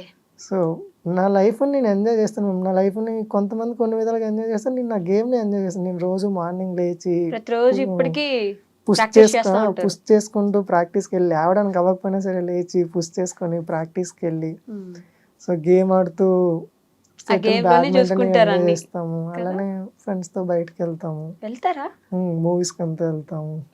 So sad ఒకటే లేదు మేము, సాడ్ తో పాటు హ్యాపీనే ఉంది కాబట్టి సాడ్ అనేది పెద్ద ప్రాబ్లం అనిపించింది అంతే. అమ్మో, పుట్టుకతో అలా రావడం వేరే అండి. మధ్యలో ఇదైపోయి అక్కడి నుంచి కూడా ఈజీగా లేకుండా ప్రతి అడుగు వేయాలంటే కష్టపడ్డం ఉంది చూడండి. మీరు చెప్పినంత ఈజీ అయితే ఖచ్చితంగా కాదు. అలాంటి సిచ్యువేషన్లో ఒక్కరోజు బ్రతికినా కూడా చాలా గ్రేట్. అసలు 7 సంవత్సరాల నుంచి అలా సాగదీస్తున్నారు. ఇంకా ఒలింపిక్స్ ఆడాలి ఏదైనా సరే అని ఎదురు చూస్తున్నారు చూడండి. ఆ ఎదురు చూపుకి ఒక రోజు అయితే గ్యారంటీ వస్తుంది. ఎందుకంటే ఇప్పుడు మీరు ఆల్రెడీ ట్రెండింగ్ లో ఉన్నారు కాబట్టి స్పాన్సర్స్ అయితే తప్పకుండా రావాలి. ఎందుకంటే చిన్న చిన్న గేమ్స్ కి అవసరం లేని వాళ్ళకే స్పాన్సర్షిప్ దొరుకుతుందండి. ఇప్పుడు మీలాంటి వాళ్ళకి చాలా అవసరం. ఇప్పుడు పక్క దేశానికి వెళ్ళాలంటే యు నీడ్ ఇట్ కదా. అంటే ఇప్పుడు 2028 ఒలింపిక్స్ ఉంది కదా మ్యామ్. సో దానికి ఈ 2 years అంటే ఈ 2 years అంటే ఆల్రెడీ హాఫ్ ఇయర్ అయిపోయింది. ఈ ఇయర్లో ఒక 3 tournaments ఆడి నెక్స్ట్ ఇయర్ ఒక 9 tournaments ఆడితే ఇప్పుడు నా ర్యాంకు టాప్ వచ్చేసి 20లో ఉండేది మ్యామ్. సో నాకు స్పాన్సర్స్ లేకపోవడం వల్ల కరెక్ట్గా నేను ప్రాపర్గా పార్టిసిపేషన్ చేయకపోవడం వల్ల సో 20 నుండి 37 వరకు ఏమో వచ్చేసింది ఇప్పుడు. సో అది నేను ఇంకా అలా ఆడడం ఆపేస్తే ఇంకా అలా పోతూ ఉంటుంది. ఇంకొకటి ఏంటంటే మేము నాది 100% నేను ఎఫర్ట్ వేసి చేద్దామన్నా సరే ఎలా అంటే ఇప్పుడు టోర్నమెంట్కి వెళ్తాను, టోర్నమెంట్కి వెళ్ళేటప్పుడు రౌండ్స్ అంతా ఫినిష్ చేసుకుని ప్రీ క్వార్టర్స్ వరకు వస్తాను. ప్రీ క్వార్టర్స్కి వచ్చేటప్పటికి టెన్షన్. ఎందుకు టెన్షన్ వచ్చేస్తుంది అంటే సో అంటే నాకు స్పాన్సర్ చేసిన వాళ్ళు నాకు మెడల్ అవ్వకపోతే పాపం వాళ్ళు స్పాన్సర్ చేసి వాళ్ళకి ఏమి ఇవ్వలేకపోతున్నాను అనే ఫీల్ ఒకటి. ఇంకొకటి అది సడన్గా టోర్నమెంట్కి వెళ్ళడం, ఆ ఎక్స్పోజర్ సడన్గా ఒక రౌండ్ క్రియేట్ చేసి ఇంకో రౌండ్కి వస్తాడికి ఆ భయం వచ్చేయడం, ఆ టెన్షన్ 100% నా గేమ్ ఆడాను, అలా మొత్తం బ్లాంక్ అయిపోతాను అనమాట. సరే ఈ టోర్నమెంట్లో నేర్చుకున్నాను, నెక్స్ట్ టోర్నమెంట్ 100% నేను ఇస్తాను అని రెడీ అవుతాను. నెక్స్ట్ టోర్నమెంట్కి స్పాన్సర్స్ దొరకరు. సో అంటే ఆల్రెడీ ఒక టోర్నమెంట్కి వెళ్ళడానికి వాళ్ళని అడుగుతాను, మళ్ళీ ఇంకో టోర్నమెంట్ అడిగితే ఒకసారి 2 సార్లు అయితే ఎవరిమైనా సపోర్ట్ చేస్తాం కానీ అన్నిసార్లు చేయలేం కదా. ఇంకో టోర్నమెంట్కి వెళ్తాను అనుకోవడం, మళ్ళీ సేమ్ డ్రాప్ అయిపోవడం, మళ్ళీ ఒక 3-4 మంత్స్ ప్రాక్టీస్ చేయడం, మళ్ళీ ఇంకొక టోర్నమెంట్కి వెళ్ళడం, మళ్ళీ కొత్త టోర్నమెంట్ అది నాకు. మళ్ళీ 3-4 మంత్స్ మళ్ళీ భయం అవునులేండి. బిల్డ్ అయిపోతుంది. అక్కడికి వెళ్ళాక మళ్ళీ నాకు కొత్త మళ్ళీ టోర్నమెంట్, కొత్తగా ఉంటది. మళ్ళీ మళ్ళీ భయపడతారు. భయపడతాను. సేమ్ ఇదే సైకిల్ అవుతుంది మేము. కాకపోతే నాకు ఎవరు సింపుల్గా నాకు స్పాన్సర్ ఇవ్వనని ఎవరికి అడగట్లేదు మ్యామ్. జస్ట్ నాకు ఒక 2 years టైం ఇవ్వండి. సో మీరు ఎక్స్పెక్ట్ చేసిన రిజల్ట్ రాకపోతే ఓకే, క్యాన్సిల్ చేసుకోవచ్చు కదా మ్యామ్. అవును. సో నీకు చేసాము, ఇంక నువ్వు పర్ఫార్మెన్స్ చూపించలేకపోతున్నావు అని. సో మెయిన్ ప్రాబ్లం ఏంటంటే మ్యామ్, అంటే అది చెప్పొచ్చు లేదు తెలియదు మ్యామ్, చెప్పండి, పర్లేదు. చెప్తున్నాను. సో అందరూ మనం గెలిచాక సపోర్ట్ చేస్తాము అంటారు మేము. Exactly. కానీ ఇప్పుడు నేను టాప్ 10కి వస్తే నాకు ఎవరైనా స్పాన్సర్ చేస్తారు మేము. కానీ ఒక కంపెనీ వాళ్ళు ఎస్ తిని ట్రై చేస్తున్నాడు, తను 100% ఇస్తున్నాడు, మనం ఒక ఛాన్స్ చూద్దాం, ఛాన్స్ ఇద్దాం, తనకి సపోర్ట్ చేస్తే కదా 10 దాకా వెళ్తాడు. వస్తాడా లేడనేది సరే. ఒక 1 year మనకు సపోర్ట్ చేస్తే మేము 1 year 12 months అనేది తక్కువ టైం ఏం కాదు మేము. 12 months లో చాలా చేంజ్ అవుతుంది. సో నేను ఒక 4-5 టోర్నమెంట్లు ఆడొచ్చు, నాకు కాన్ఫిడెన్స్ బిల్డ్ అవ్వచ్చు. నెక్స్ట్ టోర్నమెంట్ ఎస్ నేను ఎలా ఈ టోర్నమెంట్ వెళ్ళి గోల్డ్ మెడల్ కొడతానని కాన్ఫిడెన్స్ నాకు రావచ్చు. సో మీరు ఒక పర్సన్ ని చూడకుండా జస్ట్ ఒక ఎప్పుడో జరిగే ఒక టోర్నమెంట్ చూసి జడ్జ్ చేయలేరు కదా. చేయకూడదు. ఒక 1 year పాటు సపోర్ట్ చేస్తే ముందు మీకు ఆ ధైర్యం వస్తుంది, నేను నిలబడగలను, నేను ఆడగలను ఇక్కడ కూర్చొని అని చెప్పేసి. సో అది ఆ కాన్ఫిడెన్స్ రావడానికే ఛాన్స్ దొరకట్లేదు మేము. అయినా సరే ప్రాక్టీస్లో అనుకుంటూనే ఉంటాం, కానీ టోర్నమెంట్ ఎక్స్పోజర్ డిఫరెంట్ లెవెల్ ఉంటుంది కదా. అదేలేండి, ఆ ఎక్స్పోజర్ అంటే అది ఫేస్ చేసేసరికి ముందు సగం భయం వచ్చేస్తుంది. కానీ మీకేంటండి అసలు భయం, ఇన్ని ఫేస్ చేసి వచ్చారు, ఇది ఇంత జుజుబి ఇప్పుడు మీకు. ఇప్పుడు అది అలా కాదు మేము. ఇప్పుడు నాకు లైఫ్ మీద నాకు బతుకుతానో చచ్చిపోతే నాకు అది వేరే గోల్ లేదు. అంటే అది ఎలా ఏం జరుగుతుందో ఓకే అనుకుంటాను, కానీ నాకు గేమ్ అనేటప్పుడు ఒక గోల్ ఉంది. సో నాకు గేమ్ అనేటప్పుడు నేను ఎలా అయినా ఒలింపిక్ ఆడాలి అనేది నా గోల్. సో దానివల్ల ఆటోమేటిక్ భయం క్రియేట్ అయిపోతుంటుంది అనమాట. సో ఒక టోర్నమెంట్కి వెళ్ళేటప్పుడు సో ఆ భయం అట్లా ఒక రౌండ్ క్రియేట్ చేసుకుని ఇంకో రౌండ్కి వెళ్ళేటప్పటికి ఆటోమేటిక్గా ప్రెజర్, భయం అది ఆటోమేటిక్గా వచ్చేస్తుంటుంది. సో దానివల్ల ఇక్కడ ఎంత ప్రాక్టీస్ చేసినా అక్కడికి వెళ్ళి పర్ఫామ్ చేయలేకపోతున్నాను. బట్ నాకు నేను చెప్పుకుంటాను, ఈ రోజు లాస్ట్ కాదు, ఇంకా ఛాన్స్ ఉందనే చెప్పుకుంటాను ఇప్పుడు. సో ఇప్పుడు ఒక టోర్నమెంట్కి వెళ్ళి ఆడలేకపోయానంటే ఓకే, ఈరోజు ఇక్కడ నేర్చుకున్నాను, ఇది లాస్ట్ కాదు, నాకు ఒక ఛాన్స్ దొరుకుతుంది. ఆ ఛాన్స్ దొరికినప్పుడు కంటిన్యూ ఛాన్స్ దొరికినప్పుడు 100% ప్రూవ్ చేస్తాను. సో అది దొరికే వరకు వదలొద్దు, వదలకూడదు అని పోరాడదాం అందాం అని ఫిక్స్ అయ్యారు. సో మా నుంచి అంటే సొసైటీ నుంచి ఏం ఎక్స్పెక్ట్ చేస్తున్నారు మీరు, అలానే గవర్నమెంట్ నుంచి ఏం ఎక్స్పెక్ట్ చేస్తున్నారు? సొసైటీ అంటే మేము ఎవరైనా అంటే అందరికీ అడిగేది ఏంటంటే మేము ఇప్పుడు హోటల్స్ ఇవన్నీ కడతారు కదా మేము, జస్ట్ వీల్ చైర్ వాళ్ళు వస్తారో రారో, కొన్ని హోటల్స్కి రాకపోవచ్చు. జస్ట్ అంత పెద్ద బిల్డింగ్ కట్టిన వాళ్ళకి చిన్న ర్యాంప్ కట్టడం పెద్ద మ్యాటర్ అవ్వదు కదా మ్యామ్. సో ర్యాంప్స్, పబ్లిక్ ప్లేసెస్లో ర్యాంప్స్, సో ఇలానే జాబ్ ఆపర్చునిటీస్ డిసేబుల్ వాళ్ళకి, వాళ్ళు ఏం చేస్తారులే అనుకోవడం కన్నా వాళ్ళకి ఒక ఛాన్స్ ఇచ్చి చూడండి. సో వాళ్ళు హ్యూమన్ కదా, వాళ్ళకి ఒక ఛాన్స్ ఇస్తే చెప్పలేము కదా మేము ఎవరిలో ఏ టాలెంట్ ఉంటుందో. జాబ్ ఆపర్చునిటీస్ ఇవ్వండి, పబ్లిక్ ప్లేసెస్లో వీల్ చైర్ యాక్సెస్ పెట్టండి, హోటల్స్లో పెట్టండి, మూవీ థియేటర్స్లో పెట్టండి. నాకు చూడాలనిపిస్తుంది కదా మూవీస్ అని, మూవీ థియేటర్స్లో పెడితే ఇవన్నీ జస్ట్ రెస్పెక్ట్, వేరే విధంగా ఏం ఎక్స్పెక్ట్ చేయట్లేదు మేము. ఇలాంటి విషయాల్లోనే ఎక్స్పెక్ట్ చేసేది. సో ఇప్పుడు నేను ఎక్కడికైనా వెళ్తున్నాను, నాకు అక్కడ వీల్ చైర్ యాక్సెస్ ఉందంటే నేను ఎవరిని చూడకుండా వెళ్ళిపోతాను కదా, నాకు ఎవరు సపోర్ట్ అవసరం లేదు, జస్ట్ నేను వెళ్ళిపోతాను. ఎందుకంటే అక్కడ వీల్ చైర్ యాక్సెస్ ఉంది, ఇంకేం కావాలి నాకు వెళ్ళడం, ముందుకు వెళ్ళడం కావాలి, వీల్ చైర్ యాక్సెస్ ఉంది, వెళ్ళిపోతాను. సో జస్ట్ సొసైటీ నుండి ఎక్స్పెక్ట్ చేసేది ఇదే మ్యామ్. అంతే, ఎవరు వచ్చి ఏదో చేయవసరం లేదు, అవ్వాల్సిన ఫెసిలిటీ ఇస్తే చేయడానికి ఒక ఆప్షన్ ఇవ్వండి, మేము వెళ్ళిపోవడానికి ఒక ఆప్షన్ ఇవ్వండి అని అడుగుతున్నాం అంతే. ఓకే, గవర్నమెంట్ నుంచి అంటే మేము తెలిసిందే కదా మ్యామ్, లేట్ ప్రాసెస్ ఎక్స్పెక్ట్ చేస్తారు మ్యామ్. ఎక్స్పెక్ట్ చేసిన వాళ్ళకి చేసినా హెల్ప్ అయ్యేది అంతే. గవర్నమెంట్ సైడ్ నుండి ఇంకేం మాట్లాడలేము. బట్ తప్పకుండా నేను నా నాలుగు మీద మచ్చలు ఉండి అంటున్నాను పూర్ణ గారు, చూడండి మీరు ఒలింపిక్స్ ఆడాల్సిందే, ఇండియాకి మెడల్ తీసుకురావాల్సిందే, తీసుకొచ్చిన రోజు మీ సక్సెస్ మొత్తం ప్రపంచానికి ఎలా వినిపిస్తుంది అనే దానికోసం నేను ఎదురు చూస్తూ ఉన్నాను. ఇదంతా మీరు పడితేనే కదా ఆ రోజు విలువ ఏంటనేది అందరికీ అర్థమవుతుంది. ఆ రోజైతే మ్యాండేటరీ తప్పకుండా రావాలని అయితే మనస్ఫూర్తిగా కోరుకుంటున్నాను పూర్ణ గారు.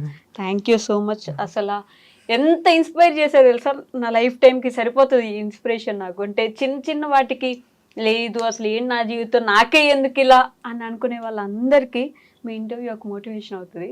ఏదైనా సరే ఎక్కడైనా సరే ఆ నెవర్ గివ్ అప్ యాటిట్యూడ్ ఉంది చూడండి, అదే తీసుకెళ్ళిపోద్ది మిమ్మల్ని అక్కడ దాకా. తీసుకెళ్ళాలి కూడా. మిమ్మల్ని తీసుకెళ్ళకపోతే ఇంకా అసలు ఉండేం లాభం, దేవుడు కూడా ఖచ్చితంగా తీసుకెళ్తాడు. ఆ రోజు మళ్ళీ మీట్ అవుతుంది తప్పకుండా. థ్యాంక్ యూ అండి. Thank you.